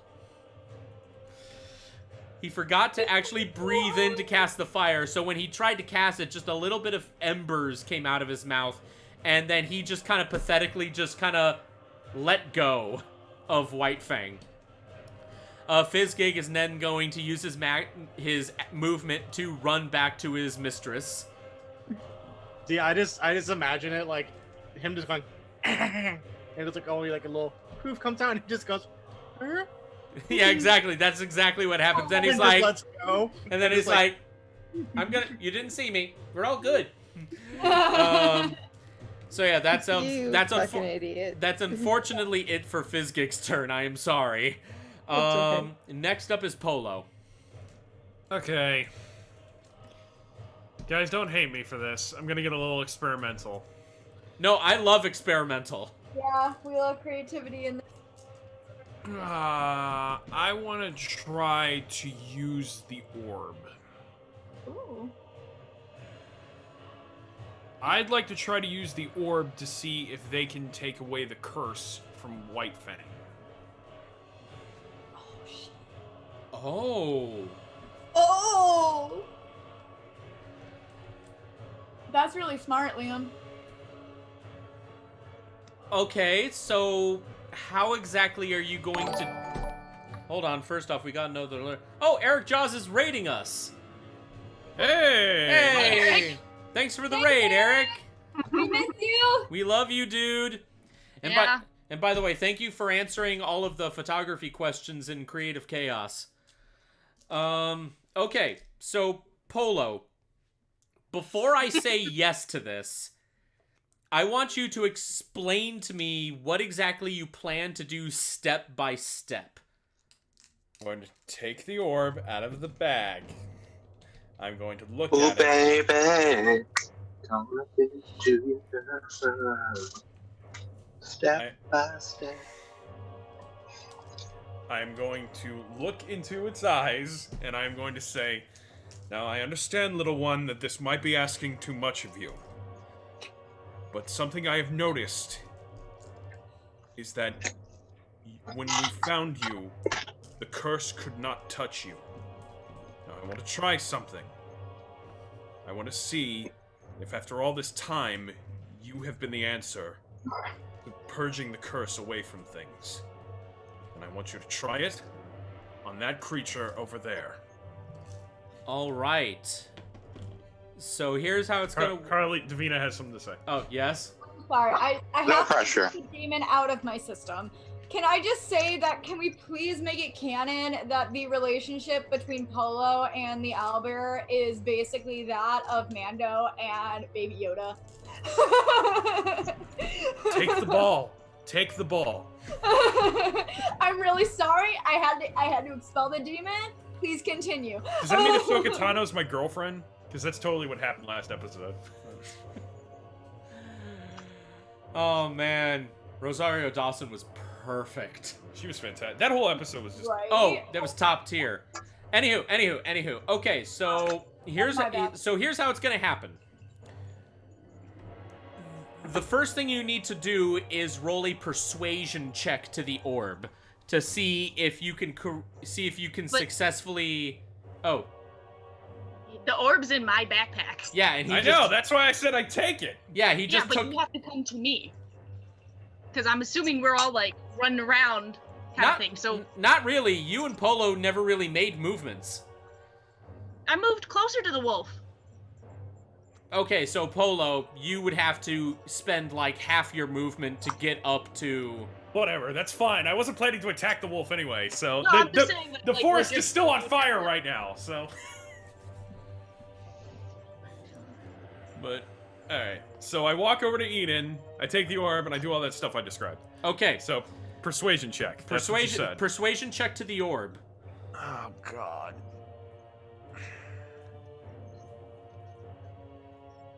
It's a 12. +5. +5. Before the DM says +5? anything, I'm gonna give him an additional +5 using my reaction with Flash of Genius. I have 1 left. 17 then?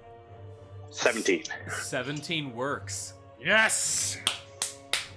But now, the orb has to succeed. Alright. Okay. Okay. So the orb... And I don't have my reaction. Can we all blow on the dice? Oh, before we get to that, I'm not even there yet, Carly. So, Yeah, but you see the orb start to shine brilliantly with a green radiance. And White Fang seems to like look up, still holding onto the axe in its teeth, and it sees you clearly holding the orb. Like if you all remember that moment in like the end of The Secret of Nim where Mrs. Brisby holds up the pendant and it's like shining brilliantly as she lifts the house out of the mud. Yeah, that's basically that kind of light show going on. And if any of you have seen Secret of Nim, you are awesome people. I want to see it, I just haven't yet. It's worth it, dude. It's Don Bluth. No, I know it's Don supposed to be Bluth at his good. darkest, but also at his greatest. It is another really good Don Bluth movie. Okay. So here's the thing. The orb, shining brilliantly, is gonna have to try and roll a... let's say an intelligence medicine? check. No, an intelligence check. Honestly, I don't really know what kind of stat to give this. You really weren't anticipating this, were you? I wasn't, but you know what? Even if I didn't anticipate it, I have a good idea how it's going to work out. So it is going to roll a intelligence check. All of you blow on this right now. Like, who knows what's gonna happen? Because honestly, I knew I was going to anticipate. Yeah. So here we go.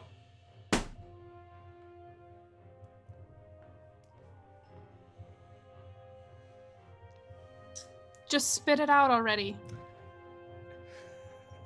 Get on with it. Gonna say, is it a 1? The orb rolled a nat 20. Oh, Yeah! that's like the second time it's done it. Yes! You see? Very glad I didn't my scream, god. because my parents are asleep. The orb shining most brilliantly. White Fang is just utterly transfixed by the light coming from the sphere, and you actually start to see him like twitch a bit, and you see his eyes just start to flicker between like just their normal matte white material to like now they're glowing green for a moment. Nothing seems to be like something is clearly happening to White Fang right now, but it's not working fully. But the orb is clearly having an effect on him. That being said, Polo, for the sake of the turn, we'll say Polo, is that your turn? Yeah, I guess that's my turn. Okay, Mistral, what do you do? We're at the top of the round again. Right. Round. Right. So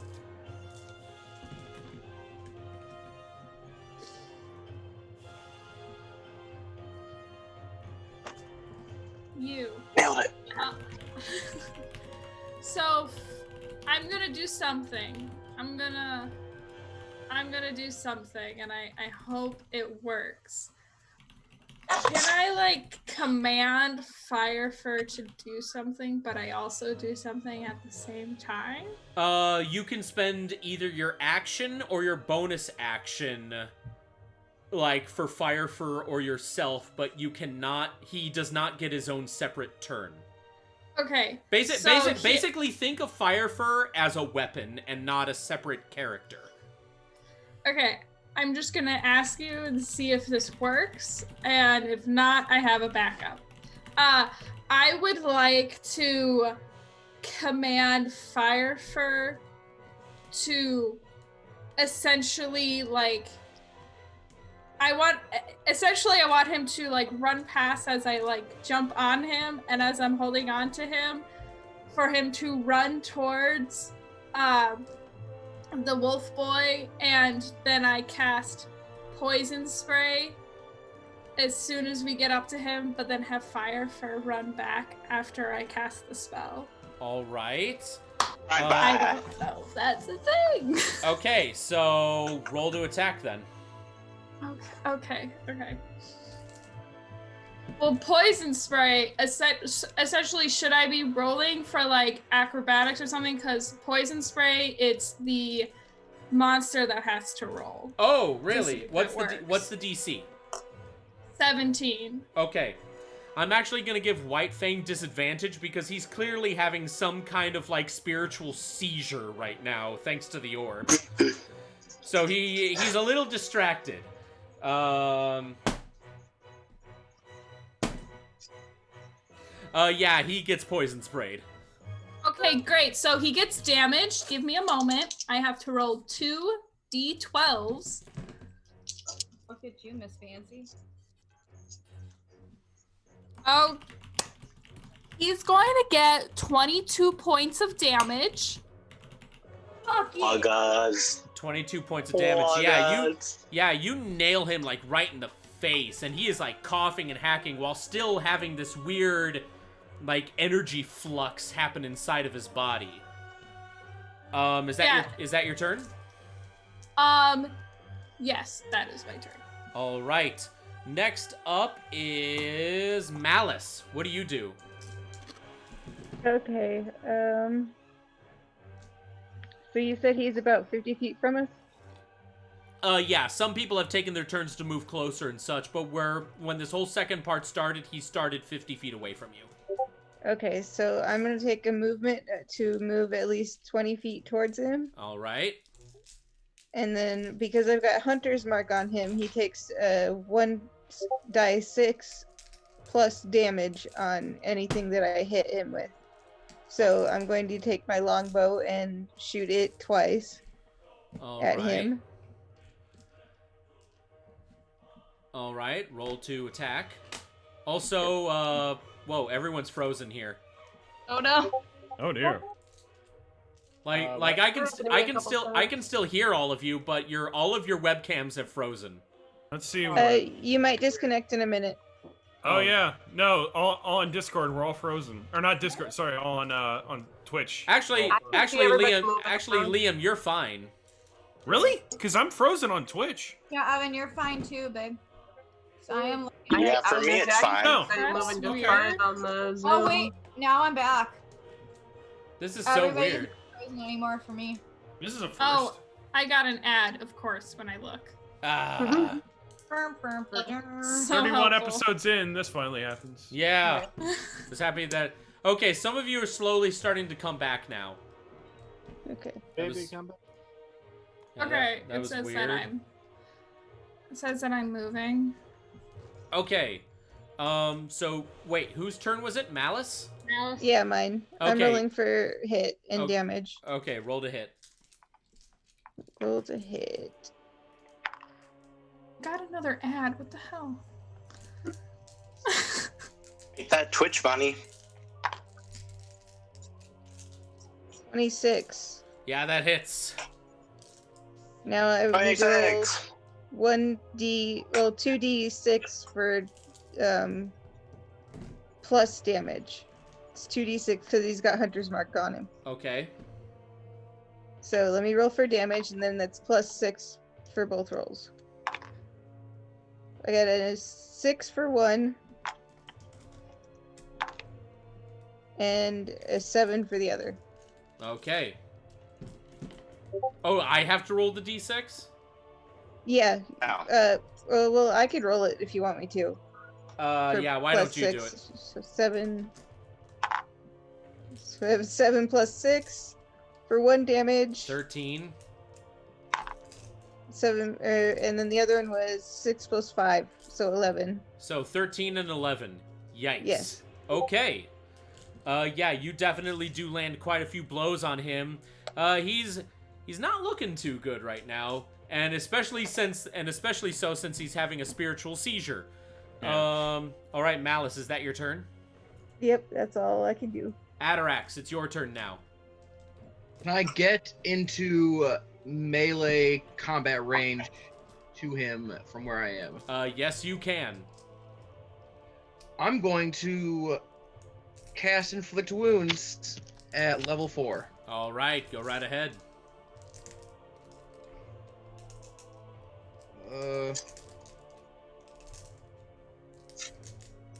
Nat 20. Damn. Holy shit. Oh, Okay. nat 20 inflict wounds. He's dead. Goodbye, everything. And his will to live. 70 points of necrotic damage. I'm sorry, what? 70, 30, 35 times 2. That's awesome. And that's inflict wounds, but that's why clerics are OP, man. Clerics are great. This is when I wish I had tea to just sit. Like Palpatine.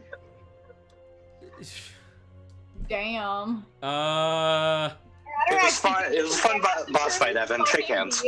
I swear to God, that's why we call you Dadarax. Dadarax protects his kids, yo. I am sick and tired of these motherfucking direwolves in this motherfucking jungle. Did I say you killed him yet? No. Did I say how do you want to do this yet? Oh, I'm sorry. Did I break your concentration? This is concerning me. Yeah, I know. I'm scared. Because while he's definitely in clearly worse shape, he is still not dead. Beefy motherfucker.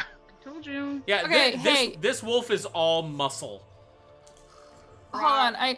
I want to say this. My free action currently is turning to Dadarax and saying, "Can you do that just like a few more times? That'd be great. Thanks." Atarax, is that your turn? Spiritual weapon. And then after that, it'll be done. That was more damage. A blah blah. That okay? Yeah, that misses. That's a 16. Okay, yeah, that misses. Jesus, jeez, Right. dude. Okay.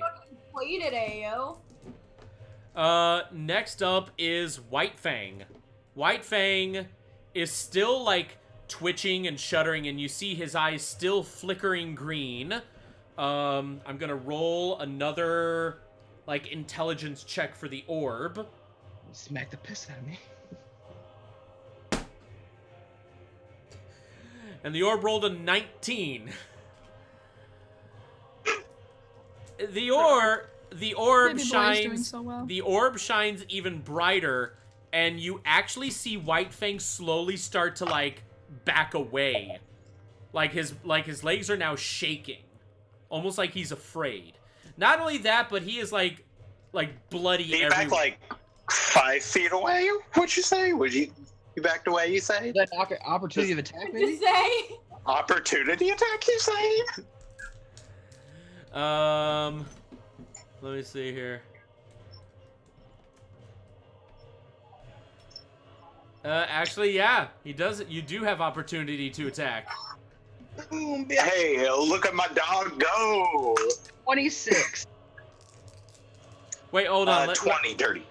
Dirty 20 and 26? Yeah, you both hit him. Boom. I'm going to do another arcane jolt. 2d8.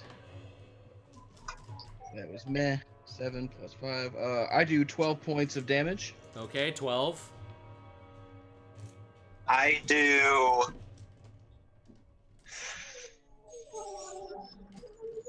Hi, Poogie. 15 plus 19. Somebody smells. Wait, so hold on. How many damage? 19 damage. 19 damage from Coco and 12 damage. Don't bite. 12 damage from Atarax. Okay. How do you both want to do this? There we go. Oh, Wait. You go high, I go low. You're in my ear yelling again. Goddard just nods his head. Can we just take a moment to appreciate Pudge? Oh. She's baby. Can we try?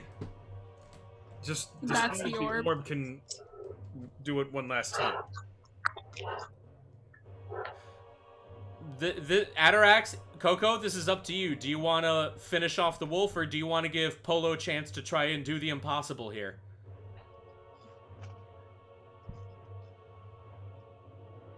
Rex, what do you say? You both were talking at the same time. I got none of that.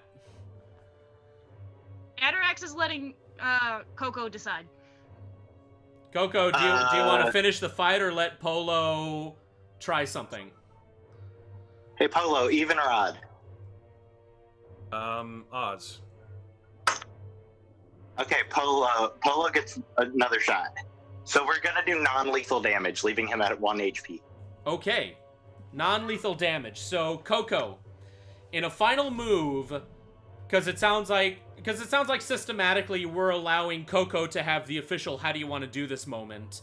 Coco. Okay. You decide to like put away your rifle, and you just take your fist, you ball it hard, and you just straight punch White Fang right in the joint of one of his front legs. And you hear a snap. Yeah, you fucking do. No, it was Goddard. So he just like kind of just bites his leg. So Goddard freaking like charges and headbutts the joint. You hear a snap, and you actually hear for the first time White Fang whimper, and he just kind of like tips over onto his side. The battle is now over. White Fang is still alive, but barely. I think we should give this honor to Malice. We were gonna try the orb one more time, weren't we? Yeah. Okay, go for it. Because if nothing else, we can find out if my theory was right. Yeah, go for it. As long as I get to skin it in the end, I don't care. All right. All right, so Polo, how do you want to do this? I'd like to try what I tried with the orb before. Okay. Okay, you walk right up to White Fang's fallen form, and you hold the orb closer to it. The orb is still shining brilliantly, like it's lighting up this room, and strangely, the light has put out the fire around you. The White Fang is still whimpering, and you can see him like struggle to like get away from the light. Like he's afraid of it.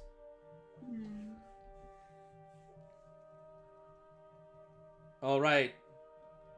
I am now going to roll one final intelligence check for the orb.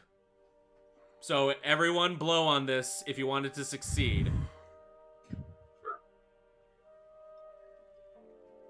Also going to spend, before you say anything, I'm going to spend my final flash of genius to give it an additional +5. Nice! All right. I'm grateful that you actually stated that.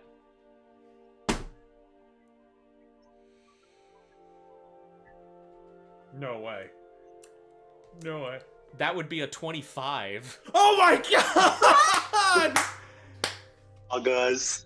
You see the light pour out of this orb almost like its own sun, and the entire room is just lit up in this bright emerald light. And while you can't exactly see it from the outside, all the way in the village of Aspen, the villagers there can see this geyser of green light coming out of this mountaintop, like from a far distance. Holy shit, what an ending. Somebody, if you're watching this who knows how to animate, fucking do the scene. Yeah. We'll pay you somehow. We'll figure it out. We'll pay you with love and maybe Yep. eventually money. White Fang just starts to whimper and howl in what sounds like absolute agony. And then it just starts coughing. And the coughing just gets worse and more violent. And despite its coughing, it's somehow able to struggle up back on its 3 working feet. And then you just see, as it coughs, just these globs of black ooze just be ejected out of its mouth right into the ground. Knew it. And on the 5th glob that is ejected out of its rose body. again. Sorry. In the presence of the green light, the black ooze seems to sizzle and evaporate. White Fang falls back on his side, and he's no longer coughing or hacking. And then White Fang slowly opens his eyes, and they're normal. Could I please do an animal handling check? I was gonna say, can I go up to him and try to touch him? I don't know. I think Polo I was like, should can I because speak with animals? That's valid point. I I mean, if we mean, all Polo's been trying. He has, but I feel bad. Polo's Let been the trying to boy touch an do it. animal for a while. I don't know about you guys, but Okay, Polo, do your thing. Tell you what, still won with if I pride. fail, you guys can try. All right, so animal handling check. Here we go. Okay, so here's how I'm actually gonna say here. Okay. Polo, you said you're gonna do an animal handling check, but then Davina said she was gonna actually try and reach out and touch the wolf. So here's what I'm actually gonna say that through Davina's actions, Polo, you are going to roll with advantage for animal All handling. right. Nice. You're welcome. Thank you, Sugar Mommy. Did help. I almost killed my teammate, but I did help. yeah, I'll wait for you to Alright. pay me back later. I will. Okay, so Polo, roll, I guess, an animal handling with advantage. And that was the 15. Let's see what the next one is. It was an 8, so 15 is going to be my best. Okay, 15. White Fang seems to respond to your gentle approach. And despite its extremely weak state, it is able to slowly struggle back up to his 3 working feet. It just All right. And here's the thing, as it gets back up on its 3 feet, it actually grabs the butt end of the battle axe that it had, and it's like using it like a makeshift crutch, like in its mouth. So his head is like tilted like this. Oh, that's so sad. You know, I feel kind of bad So about play it. Despacito. How fast can we get old Joe over here?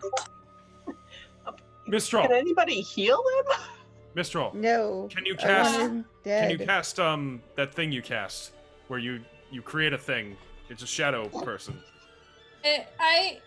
Unseen servant. Unseen Yeah, servant. Unseen I servant. could. That's it. Is the wolf would boy be- small enough to would be struggle carried? so much. No, not to be carried. To get old Joe over here. Oh. That's gonna be tricky because the unseen servant can't like talk or do anything. Plus, you can't see it; it's in the name. However, I'm not done with anything here. Okay. Because again, Polo, you did roll a 15, but it was only a 15. Right. So Polo, using the battle axe as a crutch, it's just kind of looking at you for a moment. There's just silence as both you and White Fang stare at each other. And then it just kind of like turns around limping and just starts to walk away from you all. And it's moving Nope. very slow. It's not getting away. I want to try and touch it. You already did touch Touch it. it and like pet him. You did. That was like how you gave That's why I got Polo advantage. I advantage. didn't know I did that yet. I think in this case we should let Arios try to do what he wants Yeah, to do. my bad. Arios, what are you doing? So I wanna It's walking use- away right now. Yes, I know. I want to go up to him and I want to use speak with animals. And I want to ask him if he remembers anything while he was being like controlled by the black ooze grossness. Oh shit. Okay. I forgot you could wait, you have speak with animals? Okay. All right. When you ask it that question, the wolf just stops walking away and he slowly turns his head to look at you. It kind of like lowers the axe back on the floor. And to literally everyone else in the room, you just hear like growls and snarls. To you, Arios, you actually hear coherent speech. And for some reason, the White Fang sounds like Liam Neeson.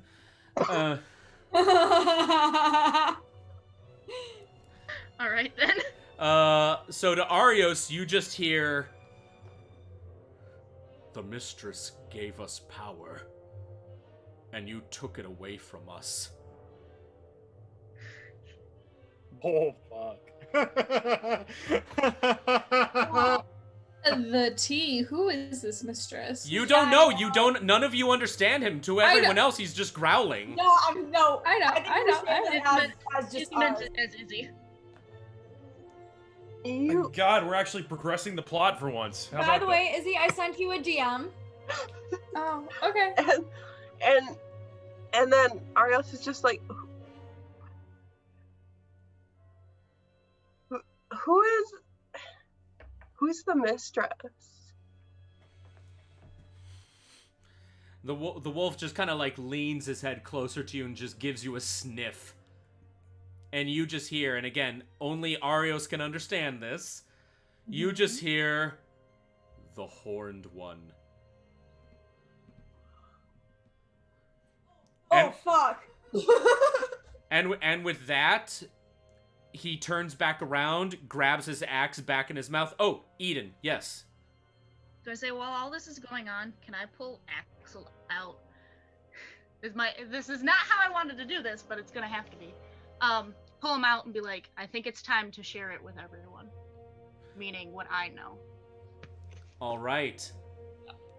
This tiny little fox pops right out of Eden's backpack.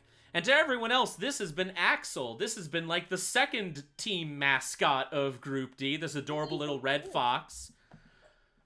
Somehow, this fox begins to daintily, like, hop on all of your heads, going across the way. It lands right on White Fang's head, and then from there, leaps all the way and lands right on the gnarled root throne. That moment, you actually do see White Fang, his eyes go like wide, and he slowly backs away from Axel on the throne. At that moment, Axel begins to glow a bright orange light. And you see this creature, this outline of a fox, slowly grow bigger and bigger. And where there was once one tail, you see 2, then 3, 4, 5, 6, all the way to 9. Oh, really?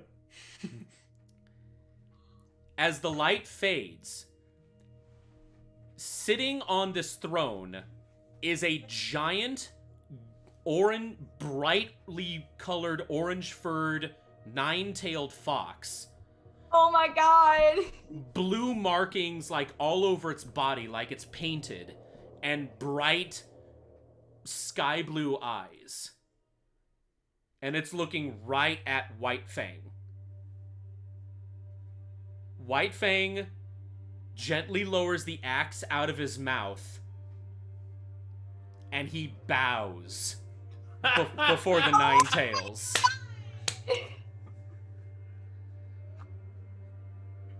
Can I go over to White Fang? gonna do it. I think you're gonna do Atarax, what are you doing? You don't seem that bad now. And I'll dump 45 points of healing into him.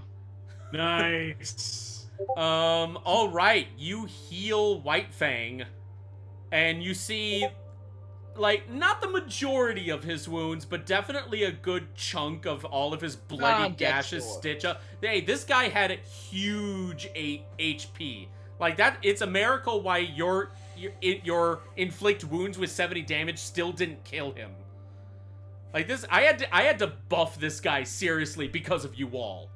I feel bad about earlier, so this is on me, buddy. Yeah, okay, so definitely at the very least your healing injures the broken leg that Coco's metallic guardian did.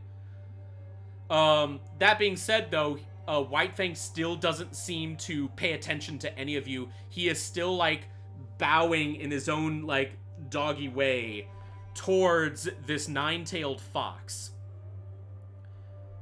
Axel then slowly steps off of the throne and walks down to the floor and just looks at White Fang for a moment, and their faces are like this close to each other. White Fang, while not moving, looks like he is in absolute terror. And yet, all of you who now look at Axel in this new form just feel a sense of peace. Axel then rises up and looks at everyone else.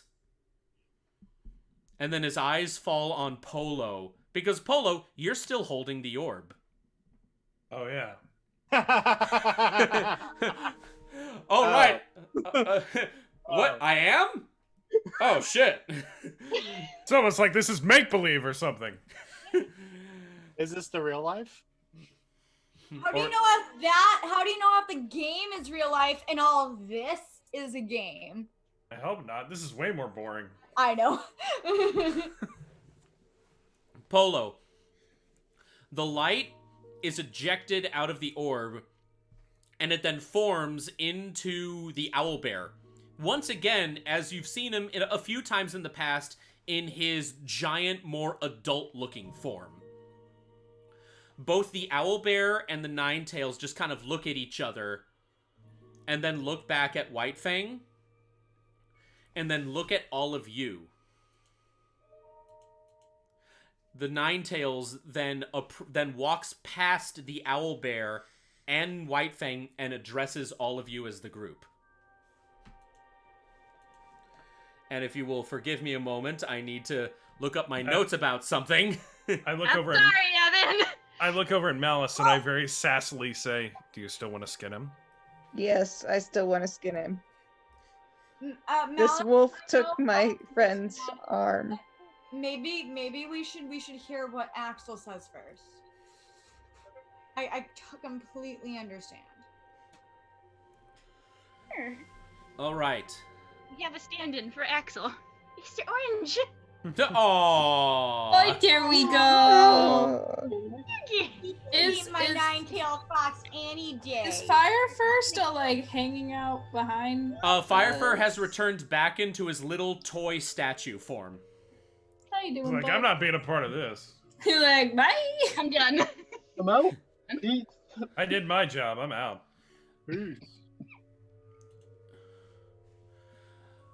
Okay. The Ninetails looks at all of you, and in a very calm voice that you just all hear in your heads, the same way as the owlbear has spoken to you all before, it just says, "This place is my home. And for the longest time, I haven't seen it in so many years. It was taken from me by the one who commands this poor soul. I am Ratask, the god of monsters."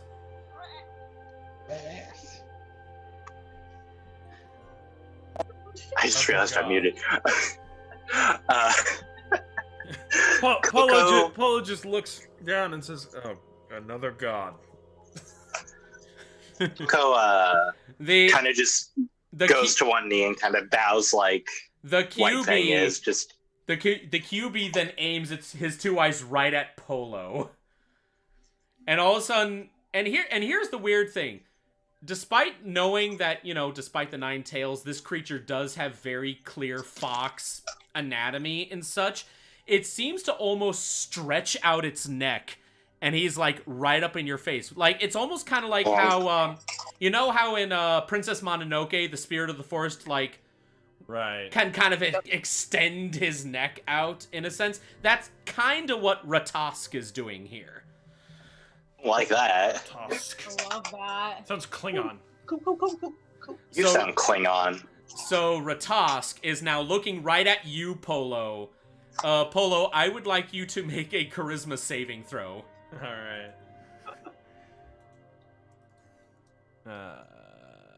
Okay. Dirty 20. Shit. Okay. Now all of your rolls are awesome. Yeah. Right? Like after 31 episodes, now you have like the best rolls here. I honestly didn't expect to roll that. Ain't that how it always goes? I was mostly Never just happened to I wasn't trying to piss off Ratask. I was just saying this is the second god we've had in our party. Ratask then looks at you and he just says, "You have not had good experiences with divine beings, have you?" I was killed by one. Yes, I was there. Facts. Very much facts. I wasn't. Wait, what? I've been there since the beginning of How time. much are you guys hiding from me? This is a very interesting group I've seen. Technically, me and Polo were. In all due respect, Lord Ratask, was it? The QB nods. Yeah. I simply was making a statement. Whatever you are, I meant no disrespect. Okay, weirdly, his head retracts back into his body. You can't tell if he actually has a stretchy neck or if is this like some kind of optical illusion with him. It's weird. And in his own little foxy way, you can kind of see like a little grin on Ratask, like a little side smile. Right now. Ratask then rises up once again, looks at you all, and then his eyes fall on Malice. And the giant fox then walks over to you, sniffs you for a moment, and then looks down at Fizzgig, who just by default has flopped on his back. Yeah, of course he did. Ratask actually does take his giant paw and then just gives like a long like stroke of Fizzgig's belly. And Fizzgig is just like pleasure overload, and then he just like faints from it. Oh my god. Like it was too good for him to handle. Ratask then looks over at Mal. Oh, you're saying something first? Yeah, I was gonna say, well, Ratask, this wolf has menaced a village that is very close to me and nearly killed one of my friends. Am I allowed to let it live, or can I kill it? A monster is a monster. What you really should be asking is, who sent him? There's always a bigger fish. Yeah, that's a really good question. Arios, if you have any information you'd like to disclose to us about what maybe happened. Oh, you guys know the lady with the horns?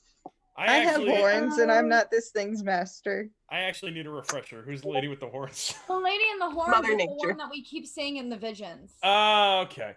Alright, the one that Volfric scared away. Yeah, alright. The queen of the forest, right? We already have that revealed. She's literally We the need, like, goddess of nature itself. Yeah.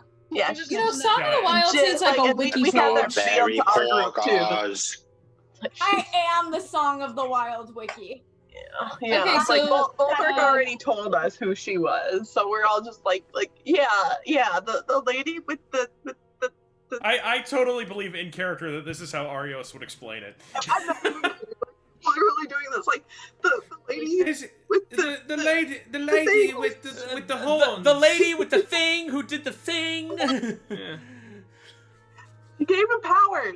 And that thing, another thing. Okay, the one that commanded the Beastmaster. No, wait, that wasn't Arkham. Davina, is that what was that? She gave him powers, and so I think she's the one that's the cause of all of the animals going bad shit crazy. I look over at I've already forgotten Axel's new name. Ratask. I mean, Ratask. I God look of over at nature, Ratask. I mean, yeah. I look over at Ratask and I say, "You want us to fight the goddess of nature?" The goddess Sounds of about right by this point. the goddess of nature, Persera. She was the who's playing music? Briar. Fire. Thank you. Thank you. Ratask Nice music, just but Ratask just turns his head like, "Who's playing music?"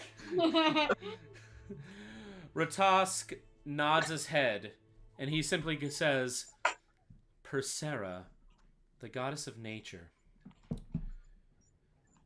Long have I been the one to lord over all living creatures that wander the plains, the forests, the oceans, the airs. They all gave tribute to me.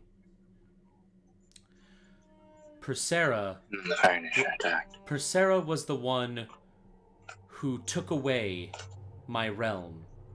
She took away my power, and she gave it to another, one who is loyal to her. You have all seen him, the giant hunter who is always at her side. Sure, that could be. With his incredibly broken stats. The one who is all peck. The one who I put in a mine jail. Thank you very much. For a minute. Not Arios, but you know. This poor soul here was his faithful companion. He had been by the new lord's side for as long as they both could remember.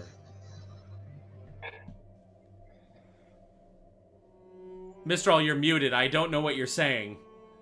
I wasn't even saying anything. I'm just repeating things out loud to Okay. myself. Don't worry. I mute myself on purpose because I repeat things.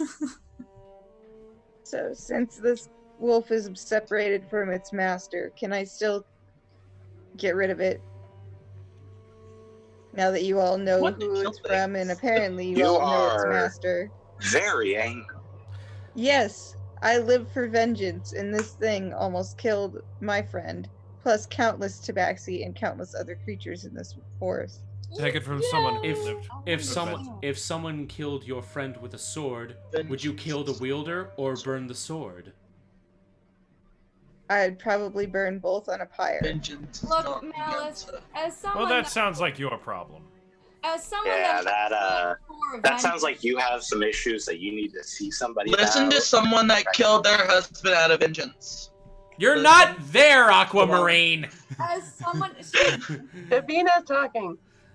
as someone that has killed for vengeance and has had countless horrible nightmares about this after, I can tell you that it's not gonna make you happy.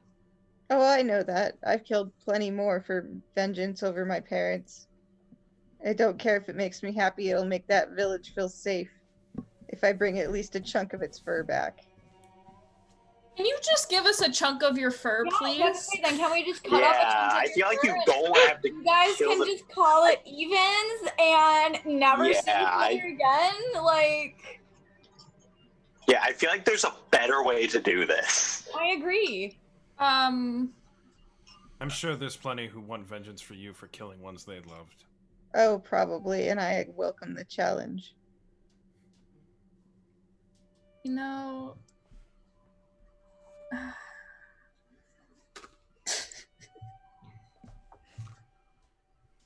Okay, I'm not saying don't. but I just think it'd be really funny. Davina pulls out her checkbook. All right, Malice, how much you want? How much you want to just walk away? just walk. It's not really want to rebuild the village and It'd be just really walk funny. away. Just walk the hell away. Fire mute yourself. You're not in this campaign. Wow, hurt. I don't want money. I want people to feel safe. And while this wolf is still running around, those tabaxi are not going to feel safe. Yeah. We kind of like cured it. So They like don't know that. They don't know about any of it doesn't have to. They don't have to ever see it again. They might, and they would still probably Not be if we were afraid. to That's take their it away. problem. And what if this thing gets infected again and comes after you guys? After you've already learned that I've heard you learned its master. Lord Ratus, Can we take it with? Well, apparently we That's what found. I was asking. Is that even possible? Wait, who is anyone talking to right now? You're all Just give it to talking at the same Volthric. time. Give the wolf to Volthric. I said Yeah. From one bear to another. That's why I was trying to get old Joe over here. I said, Lord Ratus, is it even possible for something to be infected after it's been cured? The giant. We talking about in game or COVID? Okay. Sorry. The giant Ninetails tilts his head at Davina's question and then looks over at White Fang, who's still just kind of standing there using the axe as a crutch, just kind of wondering what is going on. The Ninetails then looks over at Davina and just simply says, "Perhaps, though, to be quite honest, I don't know what's going to happen now." And then he looks over at the owl bear, who's still standing there looking at all of you, and goes, "The new one that you have is bringing great imbalance to the world, and it is both scary, but also quite curious as to what may happen. Your fight has been going on for literally centuries against nature itself. This is the first time ever that someone was actually freed." Then how about That's this? I'll make a deal crazy. since nobody wants me to kill it. White Fang, I know you can probably understand me. You seem intelligent enough.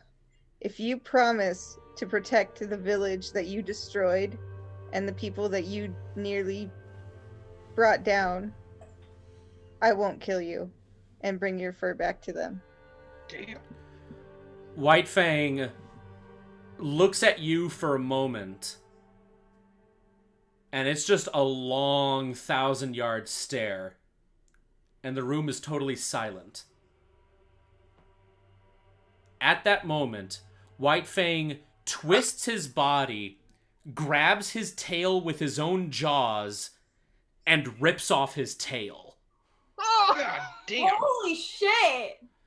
That's Malice book. And then looking. That's what I call commitment. And then looking at Malice, he just tosses the tail right at your feet. You want me to make an acrobatics check? No, he's not throwing it at you. He's just just short of your feet. Like it lands like a couple inches in front of your. All right. This works. If I may interrupt, I don't think this is a very. Bubba now! I think it's a much better idea. Has a nub. Yeah, now White Fang has a nub. Nub life. If I might say, I think this is a terrible idea for White Fang to stay where he is. The chances of him I was getting... gonna say I don't think you should stay here. Yeah. if White Fang stays here, he has a much more likely chance of getting infected than if he goes to Acheron.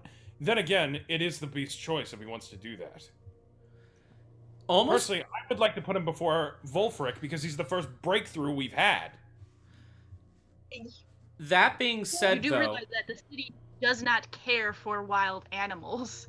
That is the issue we have here. That as well. Even if we bring the wolf, sorry, Evan. Even if we bring the wolf into the city, people will try and kill it. Yeah, you're not wrong. Almost, Actually, a good point. almost kind of in response, White Fang now turns to face all of you proper. Like, his back has been facing you literally this entire time. And again, I almost forgot. His leg elbow was healed when Atarax dumped all of that health into him. That's good. Yeah, so that's good. You just went. I'm gonna dunk on Does you. Davina get the axe now? She's trying to pick it up and just be like. Oh, no. The thing is, like, literally as thick as a tree. You gotta get those lifts in, girl. Mm-hmm. It's like Davina. Okay. White Fang looks at all of you, and then his eyes then fall once again on Malice. And for a brief moment, you see his normal eyes flash green. Fizzgig gets up on his feet, and he just kind of waddles over to White Fang. Yeah, just like that. Yeah, 'cause he's a dumb dog, yeah. Fizzgig just kind of like looks up at White Fang, who like lowers his head to look down at the little hellhound. Because yeah, even though the hellhound is like the size of a lion, he's still tiny compared to this guy. Fizzgig just kind of like looks up at him, gives his nose a little lick. White Fang just kind of like jerks his head back a moment, and then he gives Fizzgig a giant lick, which kind of basically engulfs his whole face. And then it just like sizzles off. Yeah, and then it just kind of sizzles off. I'll take the tail back to the village as long as you promise not to come near them or the village again. White Fang looks at you, Malice, and while he doesn't seem to make any kind of response, you can just kind of tell that he does, at the very least, understand your words. And then with that, White Fang turns around, walks up the stairs, walks past the throne, gives you all one last look and one last bow to Ratask, and then he rounds a corner behind the throne, and he is gone from sight. Wow. Get Santa a gift for Christmas this year. Yes, Eden. I've been wanting to say something, like before the whole White Fang debacle, to Ratask. My dear old friend, I know the last time we met like this, I was told that you had a story to tell. Story time. Letting us know now, or is it too early? It is unfortunately still a little early for that. Not everything is in place just yet, but it will be. At that moment, you see Ratask just kind of like look up for a moment as if considering something and sniff the air for a moment. For now, you must all make your return back to your home, to Acheron. Something is happening over there. Something that's... To back. Something, with these guys. Jesus. Something that smells like decay. At that moment, Ratask then shines in brilliant orange light, and he shrinks back down in his tiny little adorable fox form. What the? Arios just looks at him and goes, "Well, I will never look at you the same." Davina picks him up and is like, "You're just full of secrets, aren't you?" And Axel, being once again in adorable fox mode, just starts like licking your face and like batting you with his paws. He then, before jumping into the sack, hops onto Malice's shoulder. And then just starts to give you like a very warm, loving nuzzle on the side of your face. It just feels warm. I'm guessing this is to soothe my vengeance, but thank you all the same. You can go back to your group now. Axel gives your face one last lick, and then swan dives from your shoulder right into Eden's sack. The owlbear then shines in a green light, which then goes back into the orb in Polo's hands. Because, Polo, you've been holding the orb this entire time. Back into his Pokeball. Back into his Pokeball. Yeah. And the light finally fades.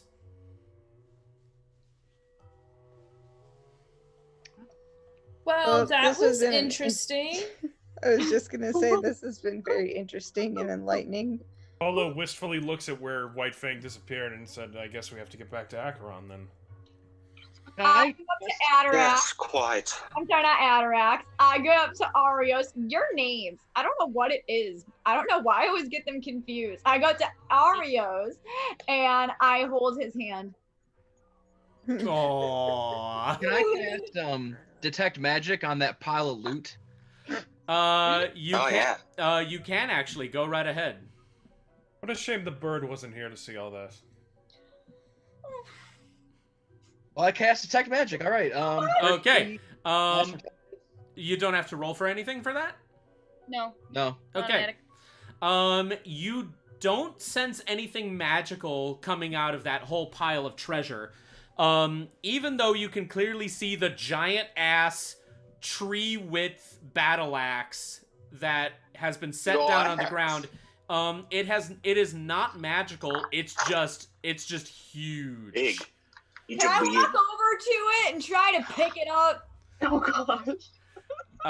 Okay, Davina, roll me a strength check.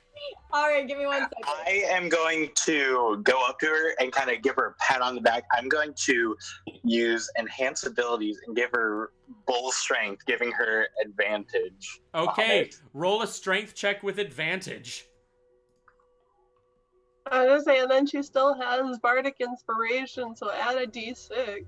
Oh my god! So inspiration, and she has that with advantage. Oh my god! 25.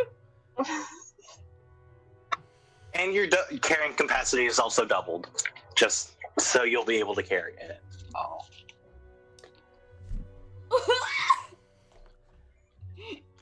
You shouldn't be able to do this. And yet you are. It's an OSHA moment. It's another OSHA moment. 25 was the DC for this. That's why wow. What a weird episode. As a DM, you don't want to happen. You make it 30 plus. This way you just because I didn't expect it to happen. I thought 25 was going to be high enough. And then I forgot. Did the same thing, and my bard seduced a dragon.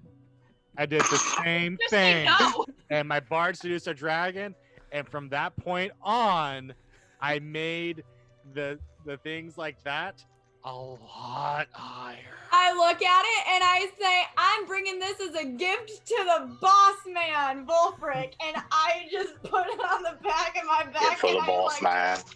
Let's go! You do all know that you have a bag of holding. It's more literally treasure bag of holding. I'm just interested in the treasure. Bag of holding. Yeah, you won't be able to fit it inside the bag's opening. So yeah, you're out of luck there. But can we put the treasure in the bag of holding? Yeah, I have a question along with that treasure. What kind of treasure is there? Mistral, roll me an investigation check. Is it shiny? I'm about to say like a bag. Arios? Shiny? Oh, I rolled a nat 20. Oh, we just have a ton of those. Quick question before you describe that. Did the light put out all the fire, or is the Yes. forest still on fire? Okay, good. It put out all the fire, but that doesn't mean that the char is gone. Everything still looks like it was on fire at the very least still. I'm gonna use Ray of Frost as like a fire extinguisher and kind of just make sure it doesn't catch back on fire. Yeah, you I just start going around. You spray everything out of your hand. There's nothing magical about it. You just have an extinguisher in your hand. And to answer Mistral's question, this all seems like pretty standard loot, like a whole bunch of gold, jewels, some... You realize that a lot of the more obscure looking trinkets here have a very, like, we're talking like little totems and such, little carvings. These all have a very tribal look to them. Mistral, roll me a history check.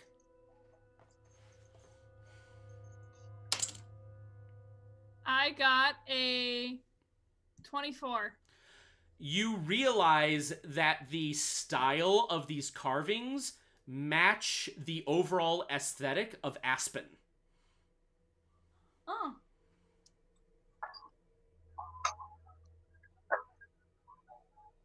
And is somebody gonna suggest we should return this all?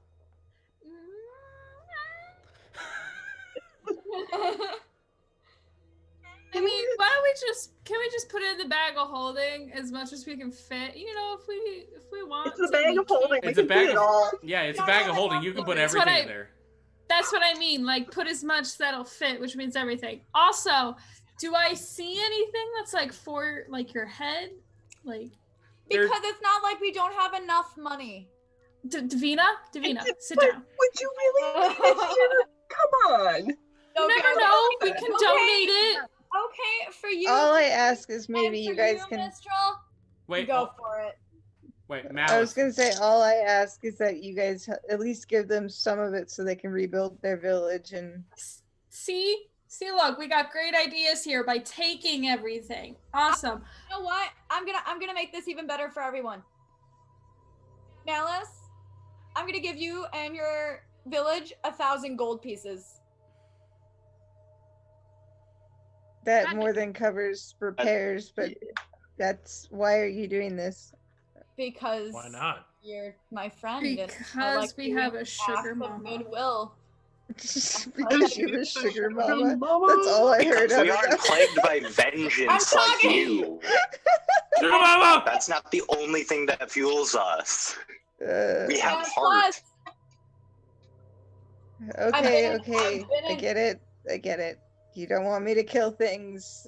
No, that's not the reason. You can kill as much as you want, but I want you to know that the Gray Blades are there's a lot of good there. You're the only group that's shown any good in the Grey Blades, so I'll have to take your word for it. But you accept the money? Yes, I will accept it, and I hope the Tabaxi will be more than appreciative. They'll probably throw you a festival. Oh, that's fun. Not right. Food? I didn't hear an answer. Is there anything for my head? There is not really all that much equipment that you can find in the Horde. It just seems to be like monetary stuff, like gold and jewels, some platinum, stuff like that. Any equipment that you do find seems to be just rather simple weapons and such, like stuff they took from Aspen's militia. I mean, I wasn't looking at like for weapons. I was just looking. She wants a tiara. Tiara, hairpiece, like. Just She wants curious. something pretty. No, not really anything. And from a village like Aspen, they don't really have things like that. Mm-hmm. Nope. You're out of Okay, luck, I princess. tried. Okay, just start shoveling. Shut up. Just start shoveling this into the bag. All right. It takes like a good half hour, and I will count this as a short rest. But yeah, this you are able to shovel all of the gold and other treasure pieces that you find into the bag of holding. In fact, I think this might be the very first time that any of you used the bag of holding since you first got it. Second time. This is the second time. What was the first time?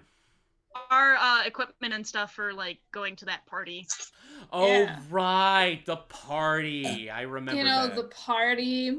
The party where I saw my ex-husband and we had that really weird ass dance scene, which was was very great. reminiscent. Oh, I thought it was the party where you were trying to rob the one wizard with- and you all had a chance to get the deck of many things.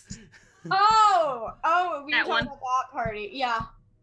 Which, by the way, I still can't believe that Arios made the one rise choice and just threw the deck through the door and then closed it. Because Arios is he's Bay. Like, I'm sorry about it. I know I might be biased, but That being said, though, the place is cleaned out of any treasure. The place is properly sprayed with fire extinguisher.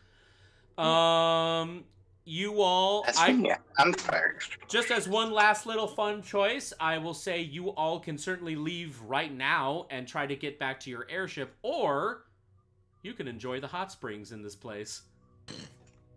oh my god, are we doing an actual beach episode? Oh my god. Do we want to invite old Joe, or is that weird? He's probably got a hot spring in the ship. Probably. On that note, we're gonna cut away and we're gonna go to old Joe, and he's got like a fully made jacuzzi like in the cargo deck. And he's How just the like, hell are they doing over there? They've been gone for a while. Wow. Do we have clothes? Do we? Never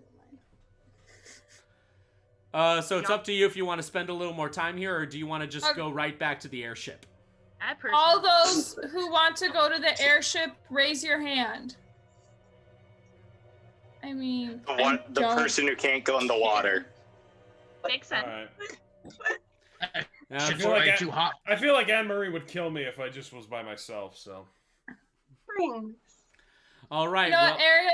I'll take you to a hot springs, like when Akron isn't apparently smelling like death. So yeah, that's also let's- probably important. Well, Yeah. no, it didn't smell like death. It smelled like decay. Hey, Still different. We probably could have used White Fang's help in the fight, but I guess that's not happening now. You know what? We don't need his help. I got a griffin. So, for the matter of expediency, we'll say that you all successfully navigated your way out of the little jungle sanctum inside this mountain. You all make your way, not right away to the airship. Well, actually, no, wait, no. Yeah, you do get on the airship. However, before you make your way back to Akron, you make one little pit stop back to Aspen. Seeing the airship arrive, some of the villagers have walked out of the village to greet you. The village shaman, who you all saw, was tending to, and I do apologize, what was the injured Tabaxi's name? Songven. Songven, thank you. The shaman, the medicine woman who was helping with Songven's recovery, walks out to you. She's hunched over, she's got a cane, she looks like a shaman. She just kind of looks at all of you for a moment. You all look slightly worse for wear, because remember, you guys only had a short rest, not a long rest yet, so if any of you were still injured, you're still injured. But then she looks over to Malice and just goes, well, what happened? I'm gonna throw the tail down in front of her. The shaman, like, her body shudders for a moment and the staff, like, falls out of her hands as she just picks the tail up in her shaking hands. And then she just spins over to the rest of the villages and just raises it up over her head like a Tuscan raider and just lets out, like, this tribal scream of victory, which is pretty impressive for, like, a woman in, like, her late 90s. She can still belt it, and the rest of the villagers just seem to, like, scream back and cheer in response. I'm gonna walk into the village while they're all screaming at each other, and I'm going to go up to where Sonvin is, and I'm gonna pick her up and bring her out to see Mistral and Firefur one last time, because I'm pretty sure this is where we're all gonna part. You don't need to do a strength check for picking up Songvin, because despite the fact that she is making a very clear recovery, Songvin is still very weak and very frail, so you pick her up with ease. Tiny. She just kind of smiles up at you for a moment and just goes, I was wondering when you'd come back, you bitch. Well, I'm so glad I taught you how to cuss right. Oh my god. You carry Songvin out bridal style in your arms. And she just kind of smiles as she kind of looks over and sees the cheering crowd holding White Fang's tail. And they're all, like, crowding around the rest of Group D, like, giving them, like, pats on the back and good praise. Like, there's just, like, good, positive vibes going around everywhere. Mistral, you have stepped aside, and Malice brings Songvin. There are too many names in this campaign, damn it! Oh, man. She brings Songvin over to you, Mistral. Songvin just kind of looks up at you with a smile and just goes, never had a doubt. God, child. Mistral's kind of like a little teary-eyed, seeing Songvin still so frail and tiny, and kind of like puts her hand on Songvin's cheek and like on Malice's shoulder, because she doesn't want to get too close to the face. And like looks at both of them and is like looking back and forth, seeing, and then like looking behind, seeing how happy everyone is, and saying like, I'm sure you will find true happiness again one day, and I hope that we will meet again. And it's like, she like kind of gives them both a hug. Do you say that in front of the entire party? No, the rest of the party is still like... The rest of the party is being mobbed right now by the villagers and good juju. So this is purely just Malice, Mistral, and Songvin right now. Okay. Can I do something? Go right ahead. All right, so I've got a vial of Songvin's blood because I didn't know if I was going to need it or not.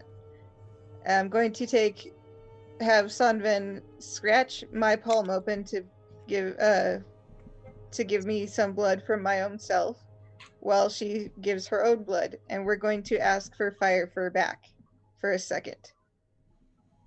The statue. Both Songvin and Malice are going to touch the statue with their blood and say, now he will always know where to find us, no matter where we are or where we go.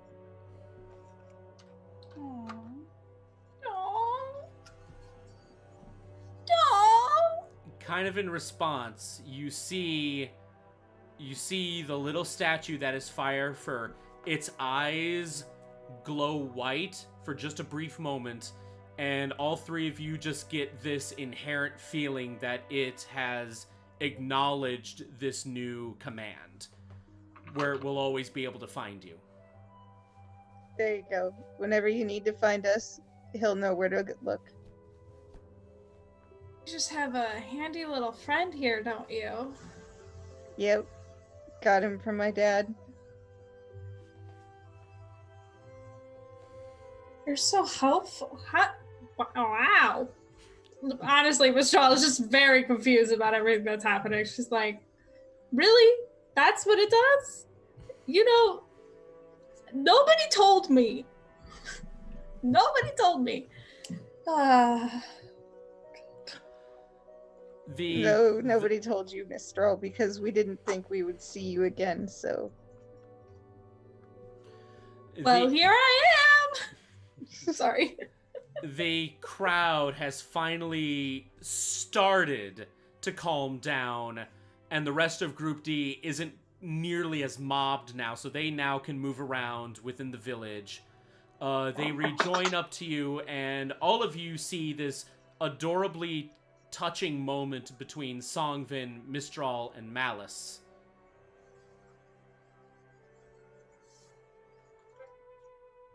All Do you right. have anything to say?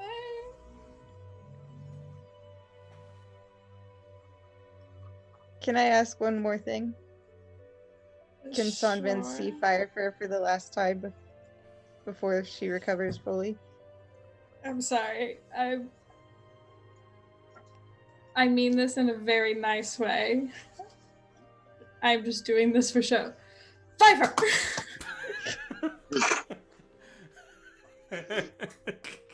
Ow, Izzy. Ow. This statue empty!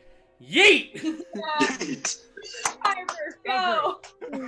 Deletus. First stand. For the sake of cinematic value, we'll say that you took the statue and you threw it straight up, not forward. And you yeeted it.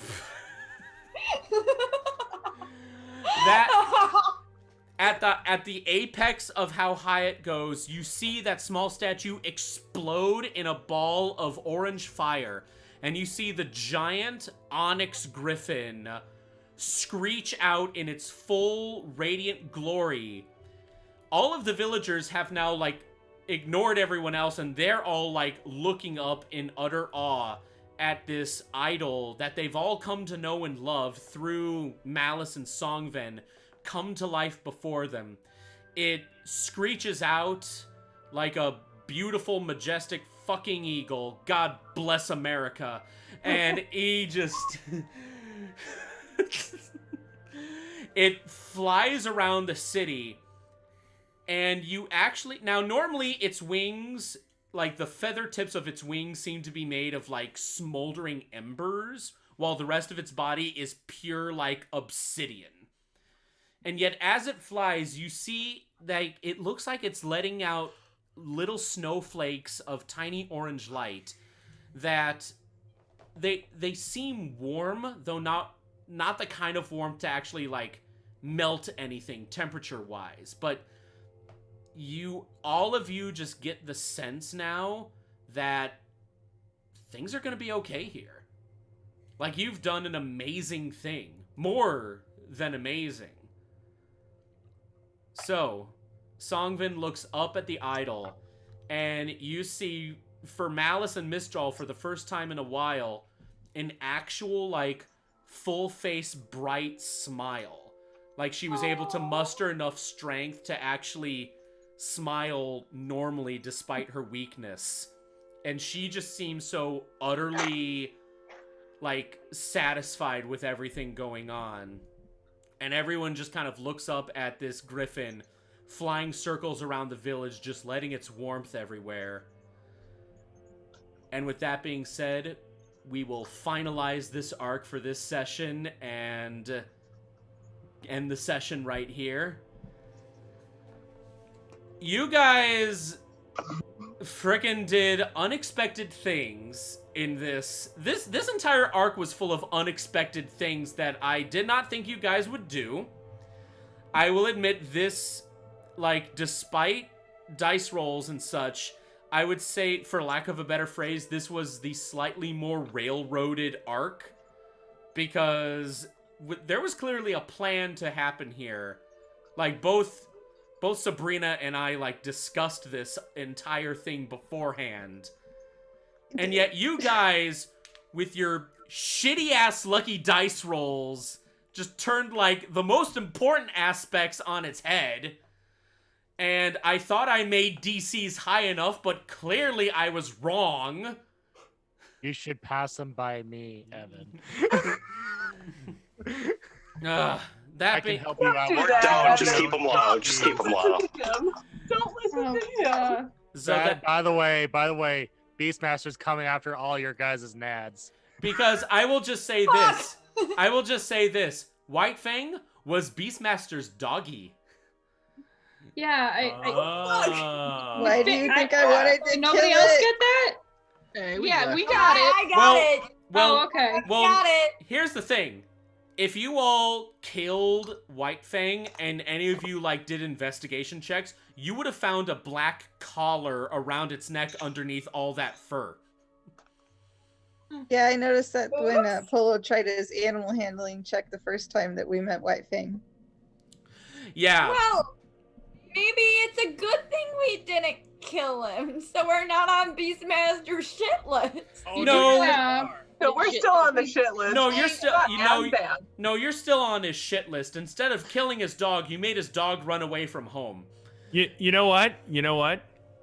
Who cares? There we go. Good. When you That is my attitude towards this. Who cares? Honestly.